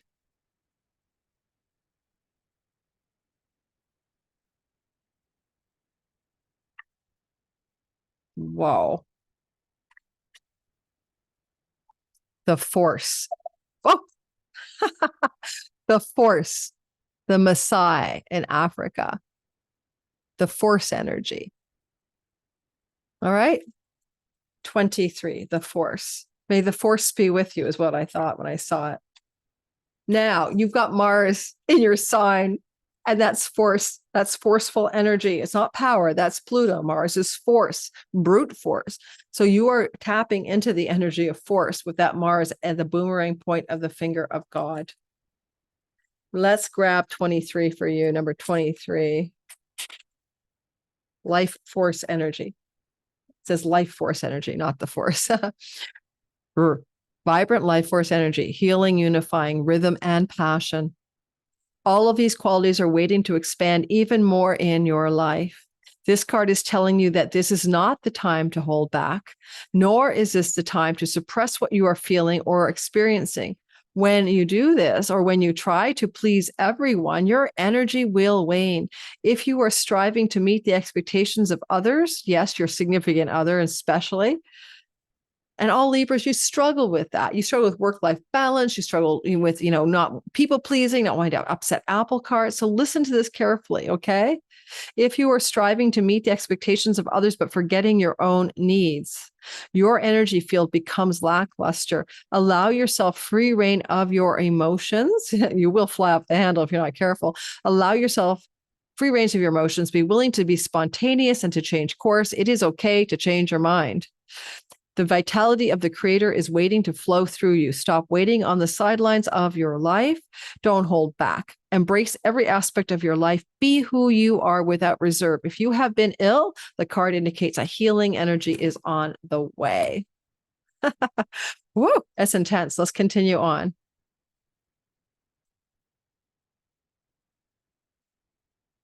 Our next sign that we're going to talk to and about and with, praise the Lord, is going to be Scorpio. I come by praise the Lord. Honestly, guys, I used to be a Pentecostal for about 3 years when I was a teenager. Oh my God. Praise the Lord.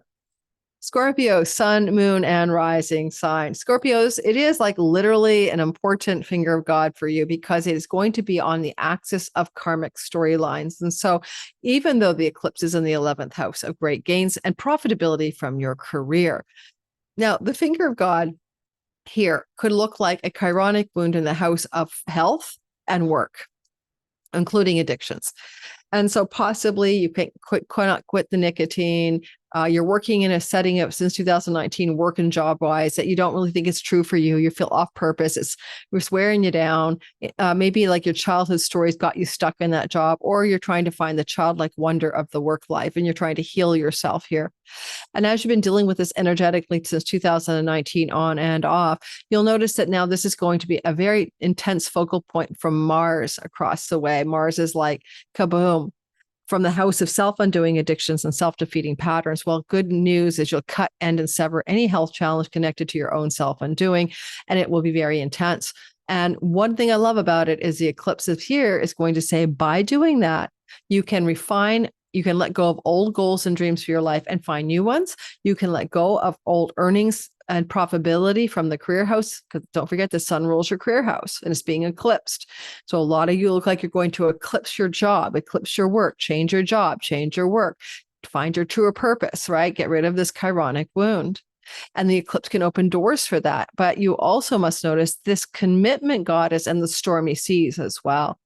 Well, I wonder, whatever she wants to commit to, it can be my contract for my work, my contract for my marriage, my agreements and vows that I hold there. You're feeling turbulent about your own agreements, right? Literally. And it could also be about your marriage, right? Because across the way is your seventh house of marriage. And Venus is let go, surrender, release. South Node eclipse. She rules your marriage house. So you might have to let go, not necessarily of the marriage itself, but agreements you've made to your marriage partner to surrender and release those agreements. It might be time to let them fall away. They're no longer true. They're no longer right for you, whatever you agreed to. When it comes to the work situation, I do think you're going to change your job. An eclipse in the career gains, the sun rules your 10th house of career. It looks like a fall in Venus, but it doesn't mean it's bad. Okay. Like that means the company's closing down or you're laid off or you didn't get the height of promotions you expected, some disappointment maybe, but it's beyond letting go of that job or that position in work, that success, that professional accomplishments or whatever. It's something like wants to be reoriented towards finding some more joy, inspiration, fun, in your life, right? That's where you really want to go. Otherwise, some of you could let go of a job as a female in particular, but as a male on maternity leave because of babies coming off this eclipse as well. We'll get to that. That's because of the lunar eclipse here. So some of you might just make a change in the job because you're going to be a parent. In the meantime, holy man, like when I see this Mars here in your 12th house, 29 degrees, you're not letting go of one small thing. This is lifetimes of past life junk. All right. Cut, sever, and end it. It's time to really break away of any kind of self-undoing. It's not about quitting the vape or the cigarette. It's about quitting the need to escape or quitting the need for a crutch or something in your life that holds you up, that isn't good for you. And it's not a one-off. I mean, if you quit some kind of thing like that in this eclipse cycle, you're going to let go of it for life. It's done. It's a done deal. Now, one thing about Chiron in this house, it's pets, chironic wounding around pets, around rental property, opportunities, leases, wounds around lawsuits. Have you been sued? That could be it. Wounds around indebtedness. You owe somebody money or they owe you money and there's woundedness there. Those are the wounds at the tip of that finger of God. And Mars is going to try to go, well, we're done with that. Let's finish with those wounds. It's over. We're finished. Mercury is in the house of the hospitals with Mars. Now, this is not you in a hospital, but this could be somebody in a hospital setting, right? That's a possibility here. The sun is a ruler of the father figure house. There could be a father figure engaging in a hospitalization during the aftermath of this eclipse. Up to 6 months later. I say father figure doesn't have to be a dad, but a male figure that's like a father to you. Okay. That kind of thing. But that also could end or break away karmic debt stories and also bring to you some chunky money. That would be inheritances or something like that. Settlements of money. Just for a very few of you. Now, with all these storm gods in Scorpio, right? You're like Vladimir Putin. What are these emotional storms you're going through regarding commitments you've made to work, commitments that you made to your significant other? That is a stormy sea. I love Jupiter up here. He witnesses this eclipse from your 9th house to your 11th house. To me, it just simply says, hey, Jupiter is watching over you, protecting you, trining you, sun, moon, and rising, looking over at the eclipse, making sure everything works out for you. Some of you could open up new educational venues, going off to university, blessings from human resource departments, headhunters, opportunities for foreign land, shore travel extensively, especially Mars here. This indicates an opening 6 months after this eclipse or 3 months before from extensive long distance travel, but it's also helping heal a deeper chironic wound around health, self-undoing. This could be a pilgrimage, going to an ashram, a spiritual retreat, those sorts of things that helps you heal your health and helps you heal your addictive self-undoing patterns and habits. All right. From the Denise Lynn Traveler's Oracle Guidebook, we should draw a card for you. and see what we get. I need to go to a coffee shop today to finish my Substack article, which I did in all signs. I'm doing in all signs Substack. Join me on Pluto Chronicles if you like written content by me. I love written content, but it takes time. The Amazon rainforest, number 18, growth. That is a panther. All right, growth. Now, let's see what we get for you. It's funny because, you know, we get the profitability and the gains of our career through the 11th. It's almost like you're asked that something wants to grow there, you know, something new, because you have to let go of the old. 18, you want to find your muse, right? You want to go into that north node of the 5th house and be more inspired by life. We jump into the Amazon. This is my Ankh, guys. I'm wearing an Ankh because I dreamt about an Ankh. You can't see it, can you? All right, sorry. Here's the meaning. In order for seeds to sprout, it needs to be cast off. It needs to cast off. It needs to cast off its tough outer center. Outer layer. Can't read today. Once it does that, it can begin its rapid growth. When you receive this card, it can indicate the need to cast off old beliefs and release outdated, limiting notions about who you are. When you do this, your energy expands. To step into your cycle, Scorpio, next cycle, you're being called upon to release the dross from your past. That's your 12th house, Mars. That's the past life dross. So that your energy can surge in ever widening circles. Be conscientious about what you focus on.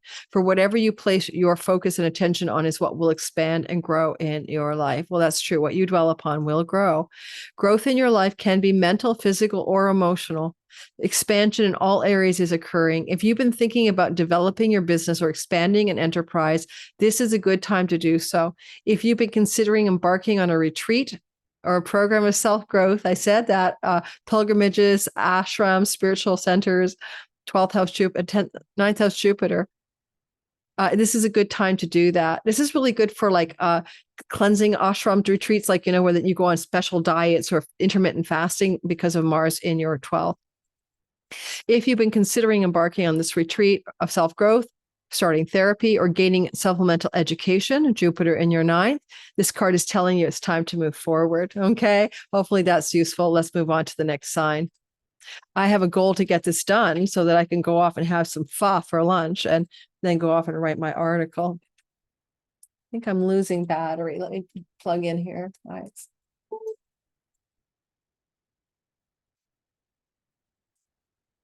All right, Sagittarius, sun, moon, and rising sign. I think this is a 2-hour video, guys. Please hit the like button, subscribe in the live premiere if you like this kind of content. Say so. Thumbs me up. Give me a click and a like, and share with your friends and family. Those little things are so important for the channel's algorithm. So thank you. I want to say, Sagittarius, that you got the sky pointing at the story here of a surrender, release, and let go in the 10th house. I'm going to do the finger of God, but this is angular to you. And anytime we have eclipses in houses 10 and 4, there's usually something we need to let go of, from everything to changing our home, to changing where we live, to changing our career, to changing our marital status. You know, I'm married, I'm divorced, I'm single, I'm widowed, all 10th house social standings. And this is a release or surrender. And that would be a letting go of any of those possibilities. Okay. So keep that in mind, backdrop, right? And with Requiem up here as well. I mean, maybe you're letting go of like, goodness gracious, what a mess. You're letting go for Venus, you know, she's like about love stories. You're releasing a love story and announcing it to the world and having a kind of energetic funeral, but you can release a career path as well. Now we have a finger of God, and it's been since 2019. Chiron has wounded you in the house of children, sexuality, and romantic love. Maybe it's been a long story. You know, you can't find the right love partner. You do think you've got it, you don't. You've been betrayed. Maybe you've been abandoned by your lovers. Your love life is sucking. And at the same time, maybe you've been abandoned or wounded by children. Your children have abandoned you. You're estranged from your children, isolated from your children. Maybe you feel betrayed by your children. Maybe you don't have children. You wanted children. These are all chironic wounds in the 5th house of love, romance, and children. Your artistic creations have been wounded. You know you're an artist. You can't get it off the ground. Your entrepreneurial business have fallen flat. Okay, all possibilities, right? And you may be feeling wounded in finding your own enchantment with life, the innocence and wonder. The soul has an absolute unforgiving need for regular excursions into enchantment. It needs them like the mind needs food, thoughts, and the body needs food, said Thomas More. Your enchantment in life has been wounded since 2019. Perhaps this is the enchantment with life house. So I always call it the why I get out of bed in the morning house. I've got something in the way and I can't see the screen anymore. Who knows what that strange thing that came up is, but I can't get out. There we go. Excuse the other line. Now, one thing I want to mention here is that you could notice the finger of God. And sorry about that other line. I can't fix it now. Just ignore it. It's going to be a finger of God comme ça, like this, right? Je parle français un petit peu seulement, mais one day I want to get back to my French language learning. Here we have it. Now, this finger of God, arrowhead, is telling us we're healing that chironic wound. And some of it is to let go of your social standing, your reputation, particularly I'm married unhappily. Release it, let it go. It's time to move on. And over here, we're going to notice that the marriage goddess is having turbulent backroom deals and negotiations, or turbulent seas in the house of foreign lands and foreign shores and distant places, or turbulent churn in emotions in your back end, and you're all alone worried about long-term love stories or distant lands in love. Mars wants to end, cut, sever, but also choose, decide in a very intense, extreme manner. Something to do with romance and children and entrepreneurship and joy. At the midpoint of a boomerang, finger of God, it could be that you're going to have a major clash with a romantic partner over matters to do with long-range goals and dreams between the two of you. Maybe some of you may quit your job to pursue creative and entrepreneurial endeavors. Maybe you'll be fired from a job and you're okay with that. Mercury is the ruler here. He's with the eclipse, and he's a ruler of the eclipse, and he's with Mars, right? So he kind of could potentially translate this releasing of your reputation, social standing, and career things to also cutting, ending, severing, something to do with career gains, therefore changing the work, changing the job, whether you change it or it gets changed because of life, you know? Partly, though, if you're not a job person or working isn't your thing and you're not thinking about it, Mercury rules your marriage house, right? And he rules that eclipse. So there may be major changes in a long-term committed love story that look like a release, letting go, and surrendering of it. And maybe later on, as this eclipse cycle unfolds next year, a change of home because of a change of relationship. If you're single, of course, that's not going to be about your story quite clearly, but you could meet somebody new because this is the wound and it wants to heal. But that person may come from far off foreign lands and shores. The sun rules the foreigner. This is also the place of foreign stories. And you could meet a destined partner, a fated partner, and in a foreigner, right? In another country, from another country, or because you're traveling to other countries. So for you single Sagittarius, get on the road and start traveling, see what shows up. Or maybe someone who's traveling to where you live and you meet them and they're from another culture, language. I started playing with French, so I think that's probably true. For singletons, new love may come through another country's, a person from another nation, language, or background than the one you are from. Okay, so the last thing I want to say is, what goals and dreams have you had? What visions and wishes have you wanted to have in your life? Your long range planning. It's time to make massive changes there. You're letting go of really old stories. It is time to completely shift gears here.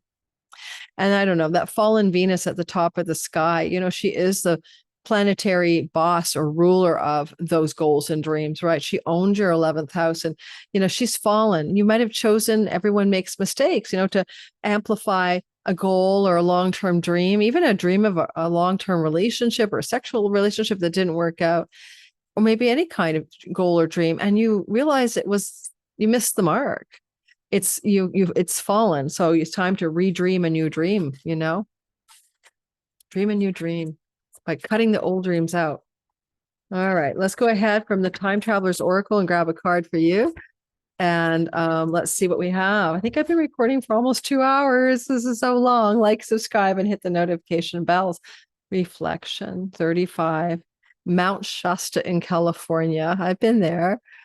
Spooky mountain full of UFOs. 35, reflection. Now, It's funny that this has got a mountain and a full moon, right? It is an eclipse. Moon and sun are together.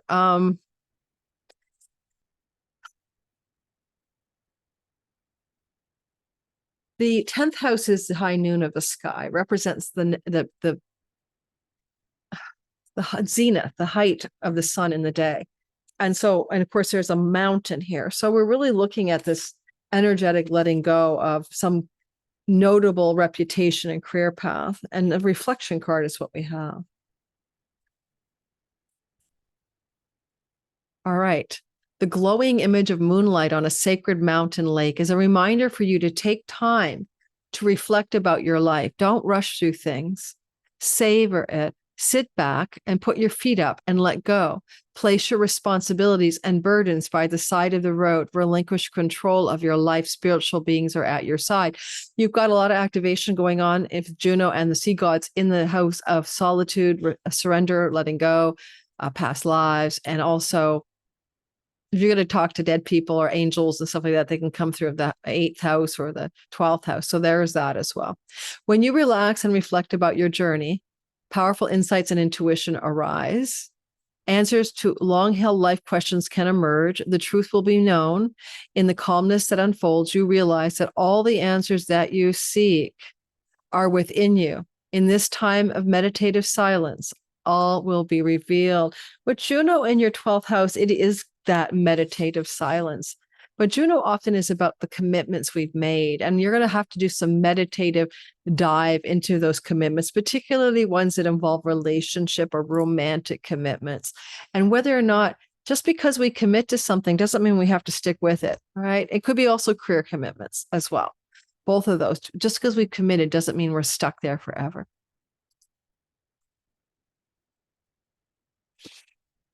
And because your house, 4th house of childhood and family is amplified by the North Node, consider commitments you've made to your dad, to your mom in particular, to your family of origin. Those commitments can also be ready to be cut, ended, and severed. See, the camera doesn't know, should it focus on my earring? Should it focus on my lips? Oh my God. Yeah. And after you Sages, we have Capricorn, 3 more signs to go. And I'm going to go and get my and get my day going here. Hey, Capricorn, sun, moon, and rising sign. What can you say here? How exciting is it for you that you've got to end, release, surrender something, let go in your 9th house? Honestly, that kind of eclipse could be letting go of a spiritual philosophy or belief, or losing your religion, but you could also let go of an educational path, surrender, release, let go of a book publishing project, let go, surrender, release, something to do with foreign lands and shores, 3rd marriages, let go of that 3rd marriage in the 9th house, 2nd marriage, 2nd house, 1st marriage, 7th house, let go, release, surrender, something to do with foreign places and people. These are some ideas, right? But spirituality of a belief structure, not like a liberation spiritually. I mean, not like a awakening. This is about spiritual belief. And there's a let go, release, and surrender for some of you at this time. And so keep in mind that this is also going to be about a boomerang finger of God. So we got the eclipse here. We've got Mars at the midpoint. We've got the good old Juno with the sea gods, and that's about commitments. And things are stormy there. And Mars is right across the way, making what we call the boomerang, or I think of like a bow and arrow, really drawing back the drawstring on this angle. So let's start off with the finger of God. Let's go here. You've been wounded around homeland. Where do you live? Where do you belong? Have you felt abandoned? Have you felt like betrayed? Have you felt like the outsider wherever you have lived, right? In the land, the town, the homeland, the apartment, the house, the caravan, I don't know. This is a wound, and it may have been bothering you ever since 2019. It's the house of the mother. Mother wounds might have been in your face, and you've been working on healing them since 2019. We all have mother wounds, so don't feel bad about it. Now, Capricorn, this is the apex of a finger of God that's also fueled by that eclipse here. So first of all, family of origin belief structures might need to be let go of, right? Whatever you were taught as a kid, even if it was not religious, just beliefs about life, philosophies about life, it's time to release them. That would be one way of seeing this. It's time to wholesale jettison those beliefs, right? And certainly having Venus here in a condition of fall connected to this, letting go, releasing, and surrendering. Well, Venus also is important in this story. She rules your 10th house of reputation and career. And therefore, by letting go of some family beliefs about, that you may have adopted unconsciously, you can also reorient it towards major changes in your career. And Mars is the ruler. Mercury is the ruler of the eclipse, and he rules your house of work. Okay, so a lot of this can look like you're coming into a major destined pivot point. It's going to help you heal family wounds, belief wounds, and even where you live. But it may be connected to a change in your life in the energy of work and career and material prosperity that comes from it.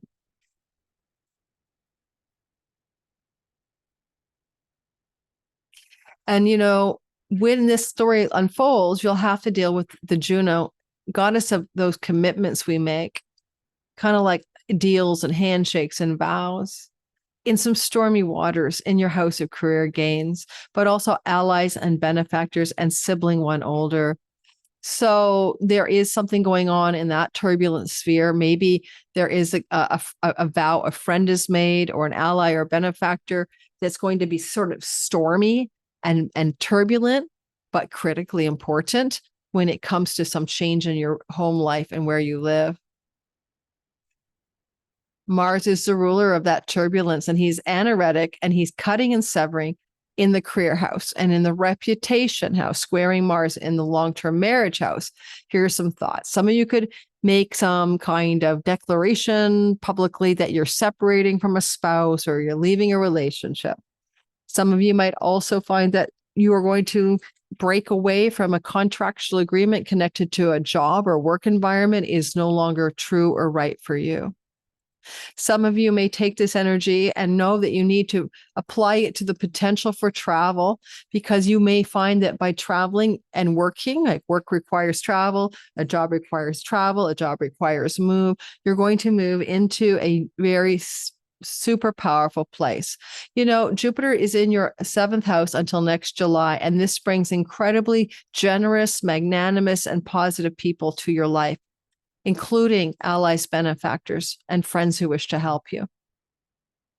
This is also your partner in long-term committed love, and there may be some occasions here to see that they're having incredible success and expansion in their own world, writing, communicating, social media, but also there may be, sort of connected to the eclipse, some kind of need to engage in travel in order to maybe deal up some agreements you've made to a significant relationship partner. I mean, when we have a new moon eclipse, the moon and the sun are together, right? And so your moon is ruling that letting go, releasing, surrendering energy in the 9th house. If you married a foreigner in particular, or you're in a relationship with someone foreign to you and your nationality, this looks like a surrender and release of that relationship. Now, don't forget, all eclipses like this begin up to 3 months before, up to 6 months after. So it's not just about some of it that you may have gone through some of this already, even, right? It is a possibility that you might come into contact with a spiritual teacher off of this, guru. If in this case, it may be somebody you have to, in order for that guru to show up in your life, it requires travel, right? And maybe a female guru with Venus all pristine and pure and Virgo virgin. So a female guru in your life in the next 6 months or 3 months before wouldn't surprise me for any Capricorn looking for spiritual truth. And also you may come into contact with some kind of teacher, if it's not spiritual, maybe an educator that can pivot your destiny as well in a very powerful and positive way. Now we're going to stop the share and take a look at the Time Traveler's Oracle for your eclipse reading, and we'll see what we got. And don't forget, like, subscribe, and hit that notification bell if you don't mind. Okay. I got chaos. I can't pretend it's not there. All right. There's a bit of chaos going on in your life. Vesuvius, volcano explodes, Italy. All right. Okay, well, let's just read what we got here. With Mars in your 11th house, a sibling one older, or potentially a friend or an ally, and arguing and clashing and major disagreements is a strong possibility for you. Okay. Not Mars. I mean, Mars in your 10th house, with bosses, with authority figures, with people who have power over you, and major clashes could be coming up. That's a bit of chaos. Although to me, I think you might just, cut out of or quit or change a job and move into a new home or something like that. But I did get the asteroid chaos. And so I'm not going to pretend it's not there, the asteroid, the card for you. So let's go ahead and take a look at card number 6. Funny. 6 is the lovers in the tarot. Messages from this card. The archetypal personality represented by the volcano is wild, unpredictable, formidable, and even destructive energy. If you've been feeling stagnant lately, it can indicate the need to shake things up in your life. Maybe it's time for the destruction of old beliefs. Yes. I like that for you. Yet let go of those old beliefs. We started off the childhood beliefs, right? South Node eclipse in the house of your beliefs. Yes, let go. Destruction of old beliefs, limiting situations or relationships that do not serve you. This card is definitely mirroring the astrology. This is the time to break free. Do not live by the dictates of others, but be willing to step beyond rules and regulations. Vitality, inspired creativity, and a new life can emerge as a result. Not too bad, guys. However, if there's a lot of chaotic energy in your life, the volcano can represent allowing everything to settle. It's time to focus on what's important. Let everything else go. Step beyond the chaos, even when a volcano is at rest. There is always a possibility of a huge release of energy. In this situation, there's a potential of great power. Perhaps it's time to be like the volcano at rest and allow the vast store of vibrant energy to grow within you. I'm going to leave it at that and move on to my Aquarians. I am one of you, Aquarius, Sun, Moon, and Rising. Yeah, we do have Pluto in our sign. Don't forget, I made this a simple chart so we could focus on the finger of God. So we'll talk more about this eclipse on another video nearer to the eclipse. So I'm going to be drawing in a couple other things I didn't want to spend time on today.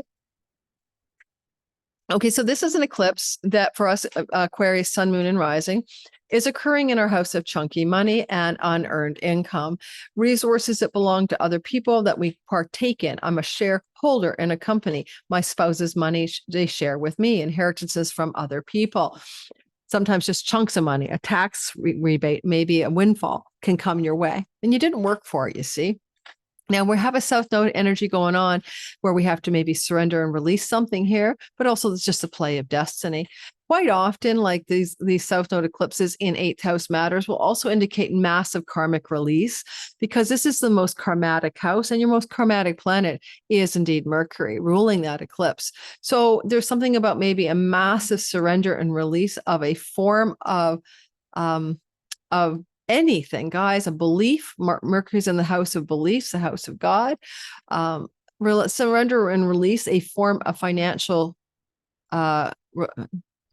a pattern of relying on a certain type of money that you get from 8th house stories, relying on a spouse's money, relying on investments, relying on retirement fund investments, relying on passive income like ad revenue on YouTube. So that's what I do, right? Part of it. Then there's a kind of moving away from that, because the North Node eclipse are expanding your savings, but also your earnings. So you're kind of moving into a bigger intensity here through till next summer of that kind of earned money increasing, as opposed to passive income or resorting to, your 401k or something. Now, all that said, we do have to note a finger of God in the sky. And that's because this eclipse is playing with that finger of God. Where have you been wounded in the 3rd house since 2019? A wound with a sibling one younger. The relationship has been challenged. Or they've been having health challenges. A wound with your neighbors, not getting along with your neighbors, neighborhood not right for you. You don't belong. You don't fit in. You're the miscast, the outfit, and the outcast, the misfit.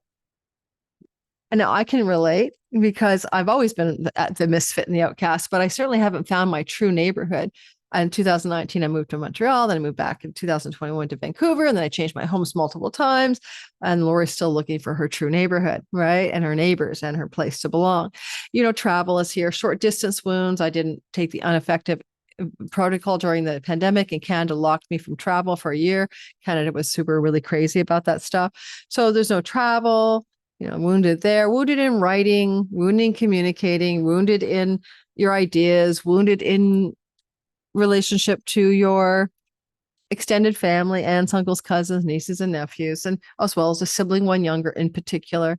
So all of that said, this is now a finger of God trying to activate a mission from God with a destined change around those themes of woundedness, right? Right, like that. And Mars is the opposite of that, and that he becomes a very important player. Notice how asteroid child is here. Don't forget, are you looking for childlike wonder, innocence, and awe? Can you find the childlike quality of yourself regarding the matters of the third house wounding? So you may be dealing also with a wounded child in your neighborhood. Now it sounds weird, right? But keep that in mind too, because that could be a code for this eclipse. And Mars, who rules that wound, is up at the top of the sky, and he's got his little scissors with him. And he might want to snip, cut, or release a trip, a travel plan. Sure, big deal, right? But also a philosophy or a belief.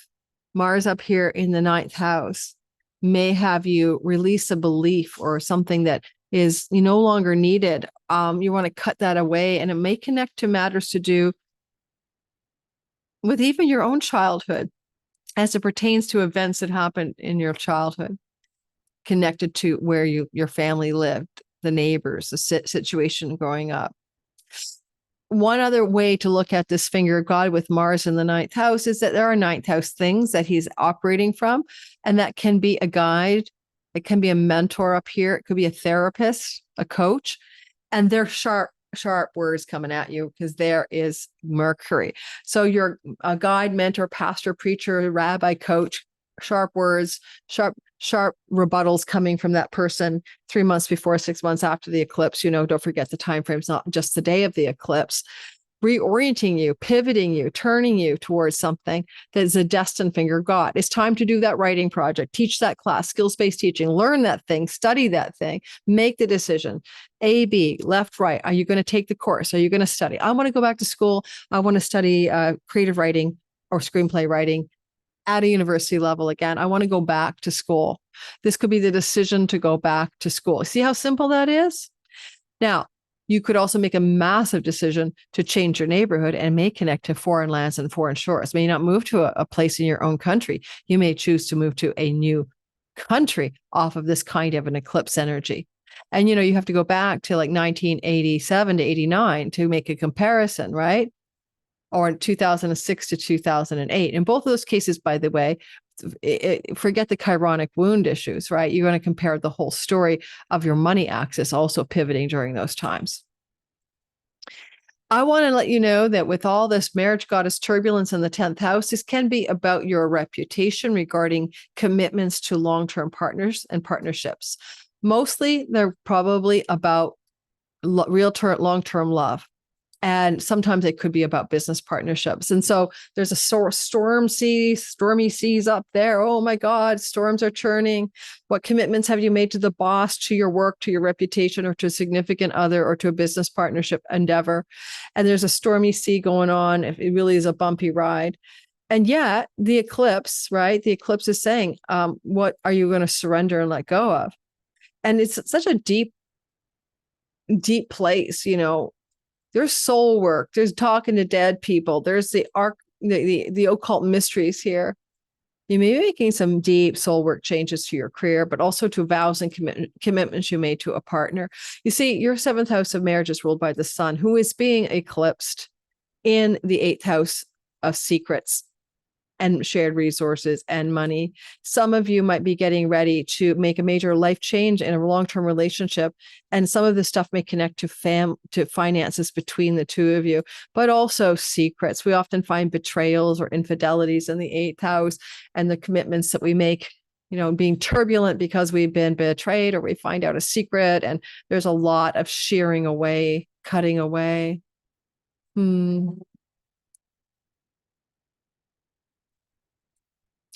A sibling, one younger than you, may be very involved in major turning points in your life over the course of the next 6 months and up to 3 months before as well. And any situations in their life may get meshed with your life and be also fortifying the reasons that you may have some healing changes to do with where you live. With Jupiter witnessing the eclipse here from your 6th house, this is really good for matters to do with elimination of debts, real and karmic, and also prosperity and positive developments coming through the work house, like a new alignment, a new opportunity, a new business partnership, a new career job, sign on the dotted line. And that allows you to work less, allows you to rely less on monies that no longer are like, you only live on interest for so long, right? You can only live off spousal support for so long. You can only live on your inheritance for so long, or ad revenue for so long. I mean, for me to live on ad revenue, I have to keep the hustle going. I have to keep making videos for you guys. And so if you think about that, I mean, that would be Lori saying, well, I think I'd rather have money from somewhere else. How about a chunk of money that's destined? I'll take it. Let's just win the lottery. Is there a card for you, fellow Aquariuses? I guess we're moving. The Polynesian voyagers of the Pacific Ocean on a ship, guys. I know. Reminds me of the six of swords in the tarot.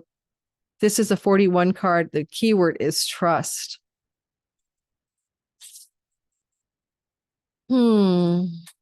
Jupiter engenders trust. Okay. Jupiter in the 6th house is witnessing the eclipse in the 8th house. You could also find trust from matters usually connected to the house of God, the 9th house. That is where Mercury and the ruler of the eclipse is in. It's our Dharma house. It's where we're supposed to go. It's our natural, perfect alignment with our talents and gifts in life. So I'm going to say that I like the word trust for us. I can see why it would come up. Also looks like a move card to me. 41, trust. Venus is the ruler of your 4th house of home and where you live, right? She's fallen with the eclipse. So there's going to be a change of home for quite a few of you. Self-know, let go of the place you live. I know this is a fallen home. I can only live in a high rise with sirens blaring for so long. I want to go out in the morning, put my feet on the grass and start tending my garden. Okay.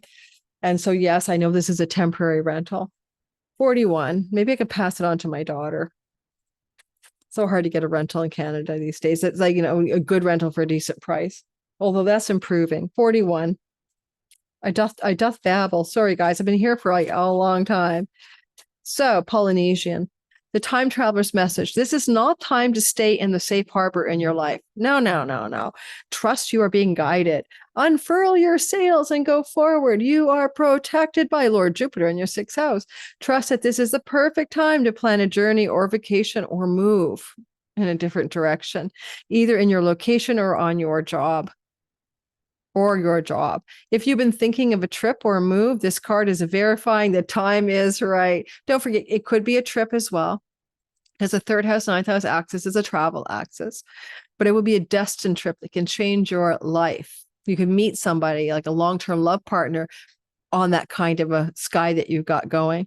A voyage of epic nature is ahead. It might be an emotional or spiritual journey rather than a physical odyssey. However, the card is saying that there are no wrong turns as you move forward.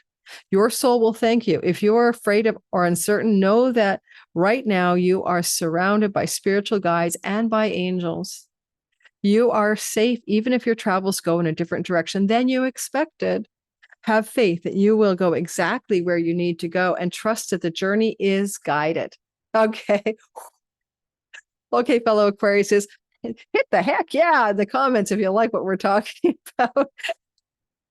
Oh my God, I kind of love Double Serpent Tarot. He's one of my favorites. He does a really great job. He makes me smile.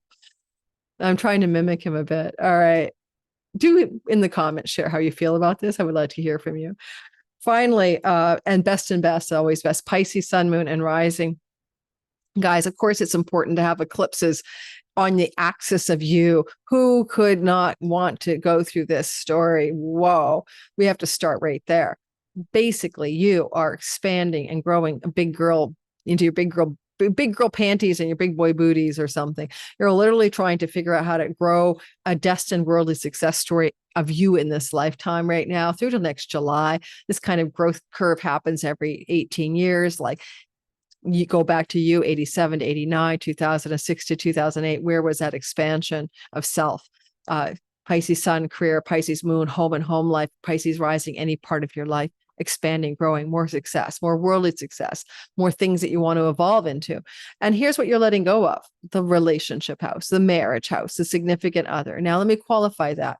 The North Node, South Node axis shifted in this angle in January 11th. And if you got into a new love story with the South Node here, it is karmic, it is destined. All right. So there is that. Does it mean it's going to last forever? No, sometimes it's for a season and a reason and a time.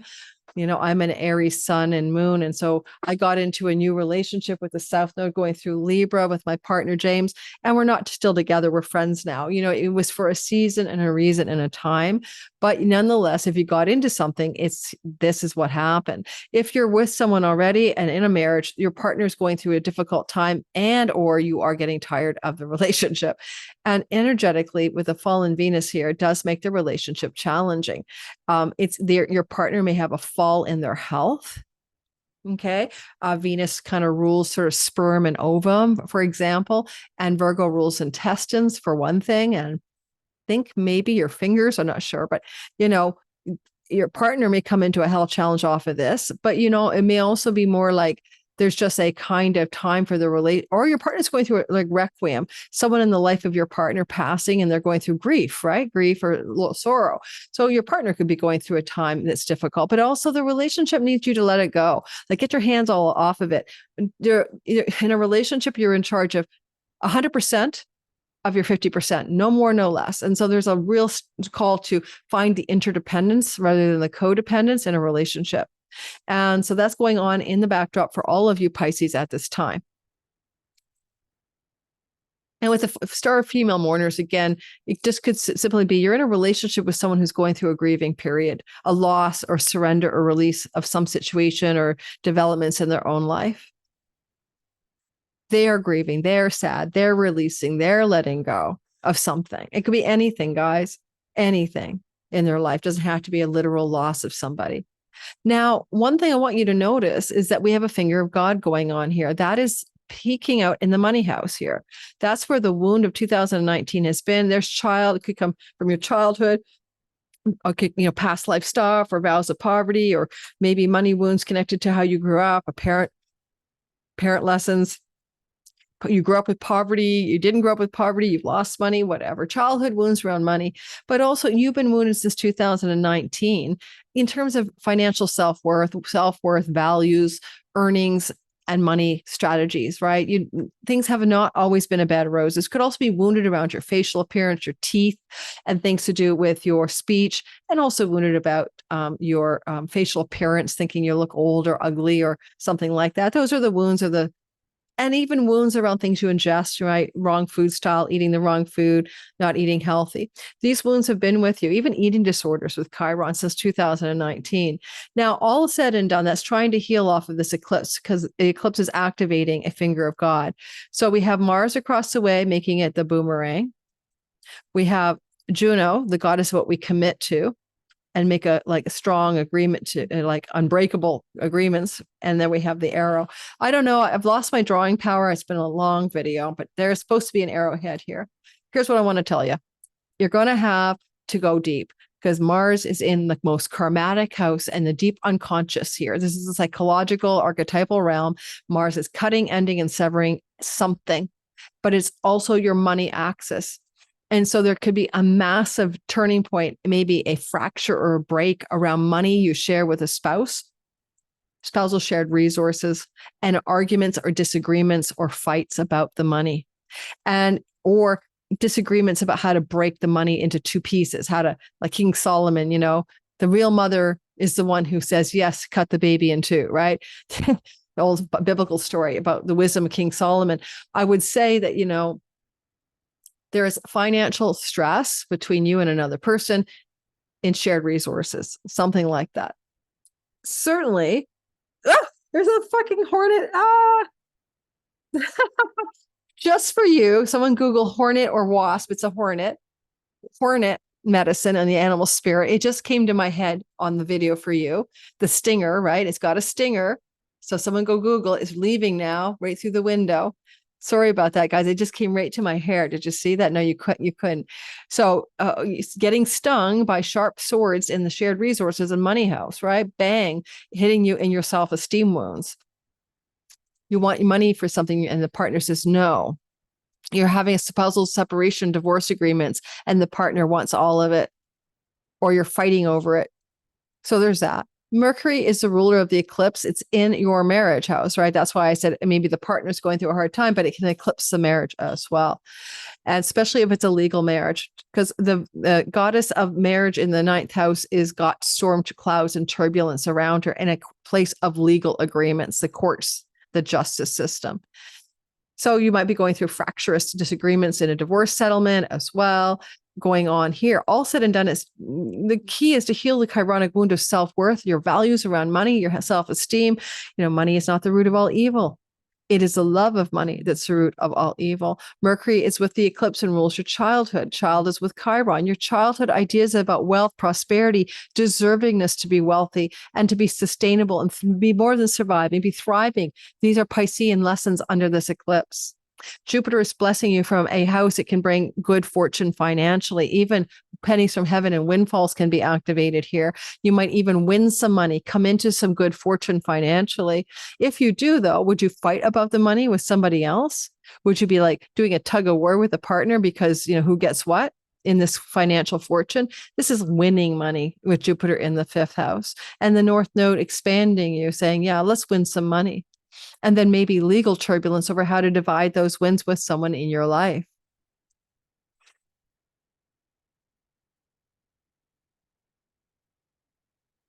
With the Mars square Jupiter, depending on your age, or maybe arguments about children with a significant other, whether to have a child because someone's pregnant, or arguments about or with the children of another person. Some of you may even just be going to a wedding and having a disagreement or fight with your partner around the eclipse energy and the word weddings. This is available for you 3 months after and 6 months after. Ultimately, it's about growing your own self-awareness about how you want to look as a successful worldly being in this life. And everything else is a lesson plan to show you that.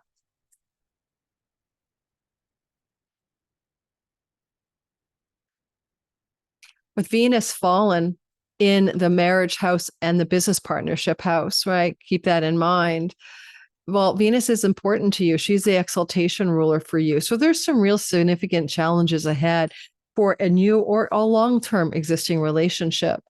I know Jupiter will try to work it out. He wants to bring more fun, play, pleasure, and joy, romance to your life. He's trying his best to help it. But he does even square Chiron. So you've got to come back to speaking your truth and being aware of your self-worth, not letting another person's financial demands run your show. Those are things I have for you. Let's see what the cards have to say.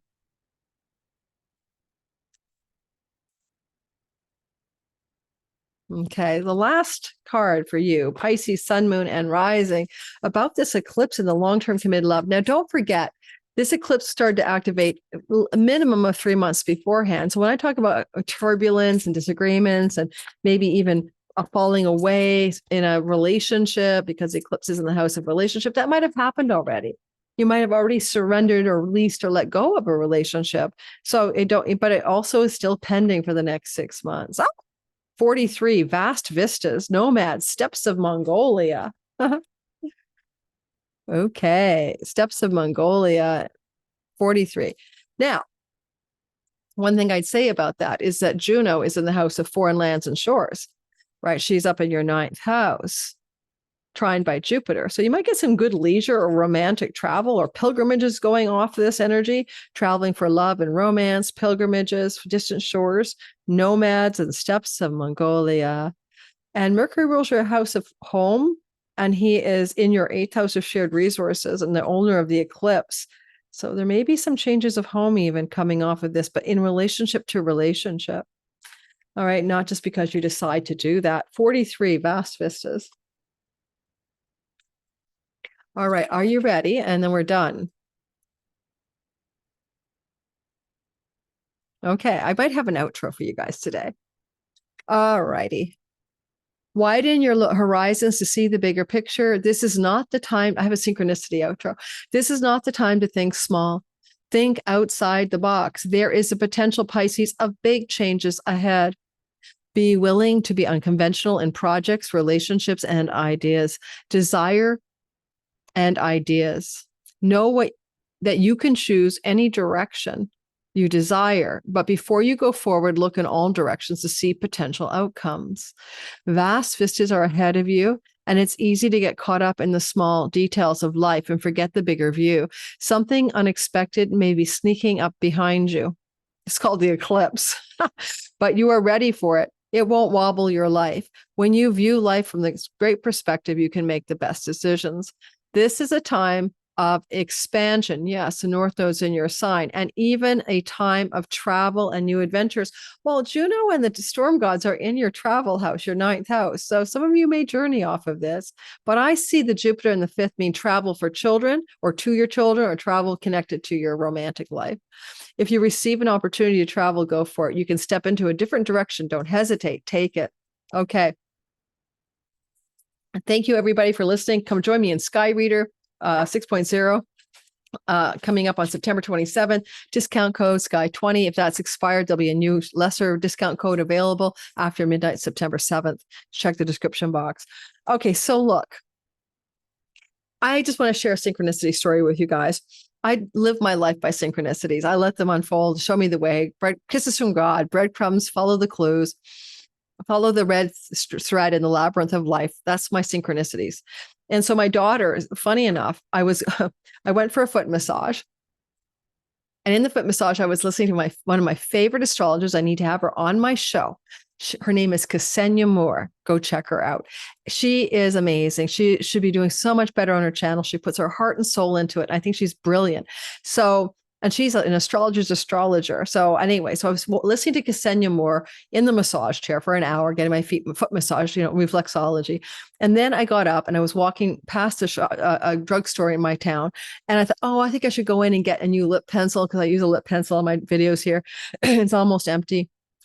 And so I went into the store, still listening to Ksenia Moore. And there's a cosmetics department in the store of the pharmacy. And they like you to take your cosmetics to the cosmetics department cashier. I think they I don't know why they do it that way, but I think that the young cashiers there get more creds too, the more people they process through. So the cosmetics department here is fancy. You can have everything from, very fancy brands down to the cheap Revlon stuff. So this is Lee's Water lip pencil, right, in tweed. And so basically, I said I couldn't find the cashier, and I went looking down the aisle because I wanted to give her the credit. And there's this young girl. She comes to finally check me out. It helps me make sure I got the right lip pencil. And she starts talking to me, and she's got this Aussie accent. I said, "Oh, you're from Australia?" She said, "Yes." And she said, "I'm from Brisbane." And we start chatting. And she said, "Oh, you got to visit someday." And I said, "Oh, I'd always love to. It's on my bucket list. I haven't been there yet. I mean, I can't believe I've been to South Africa. I haven't get to Australia because it's a grueling trip, right? The distance is so long." So what you're seeing is I'm listening to the Australian person, and I'm talking to the Australian checkout clerk. And then my phone rings in the middle of talking to the clerk, and it's my daughter. And I don't pick it up because I'm in a conversation. But as I'm leaving the store, I look down and I see she's also texted me. And she texted me when I was in my massage. And I said, "Mom, can we go on that trip to Australia?" Apparently, I said to her, "Let's go to Australia." And she kept remembering that. I forgot about it. And next year. And I said, "Oh my God." So I ran back to the girl and I said, "You won't believe what my daughter just said." We shared the whole synchronicity story. And then I said, "I need to not have a third synchronicity about potentially making the trip to Australia." And the next day, I didn't get what I was looking for. I was looking for Australia synchronicity. I got a pop-up of my Bali trip in 2017. And I went to Bali in 2017. And I had to get 3 synchronicities in order to do that. And I was studying with a business coach at the time. And I thought that was my synchronicity. It's just like Bali. I need 3 synchronicities. The Australian Ksenia Moore, go check her channel. She's brilliant.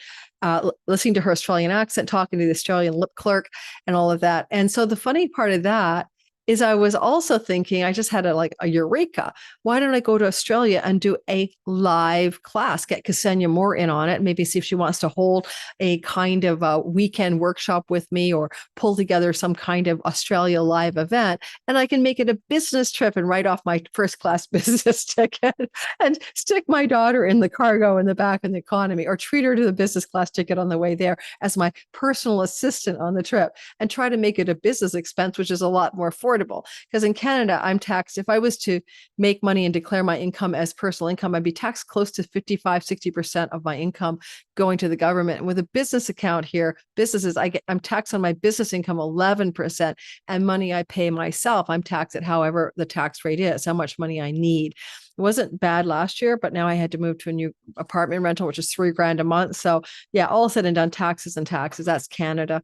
And I don't think I'm getting value for my taxes in this country at all. So I could end up moving to Portugal, or Ecuador is a beautiful country, or any other country in the world. I may not be settling here. Anyway, that was my synchronicity story to remind you that synchronicity is amaze balls, and we should be using it on the daily in our lives to navigate our way forward. Thank you guys for listening. Don't forget to like and subscribe, and I'll see you in the next video. Ciao, ciao. Oh, I have to stop I'm sharing my messy desktop. Goodbye, everybody.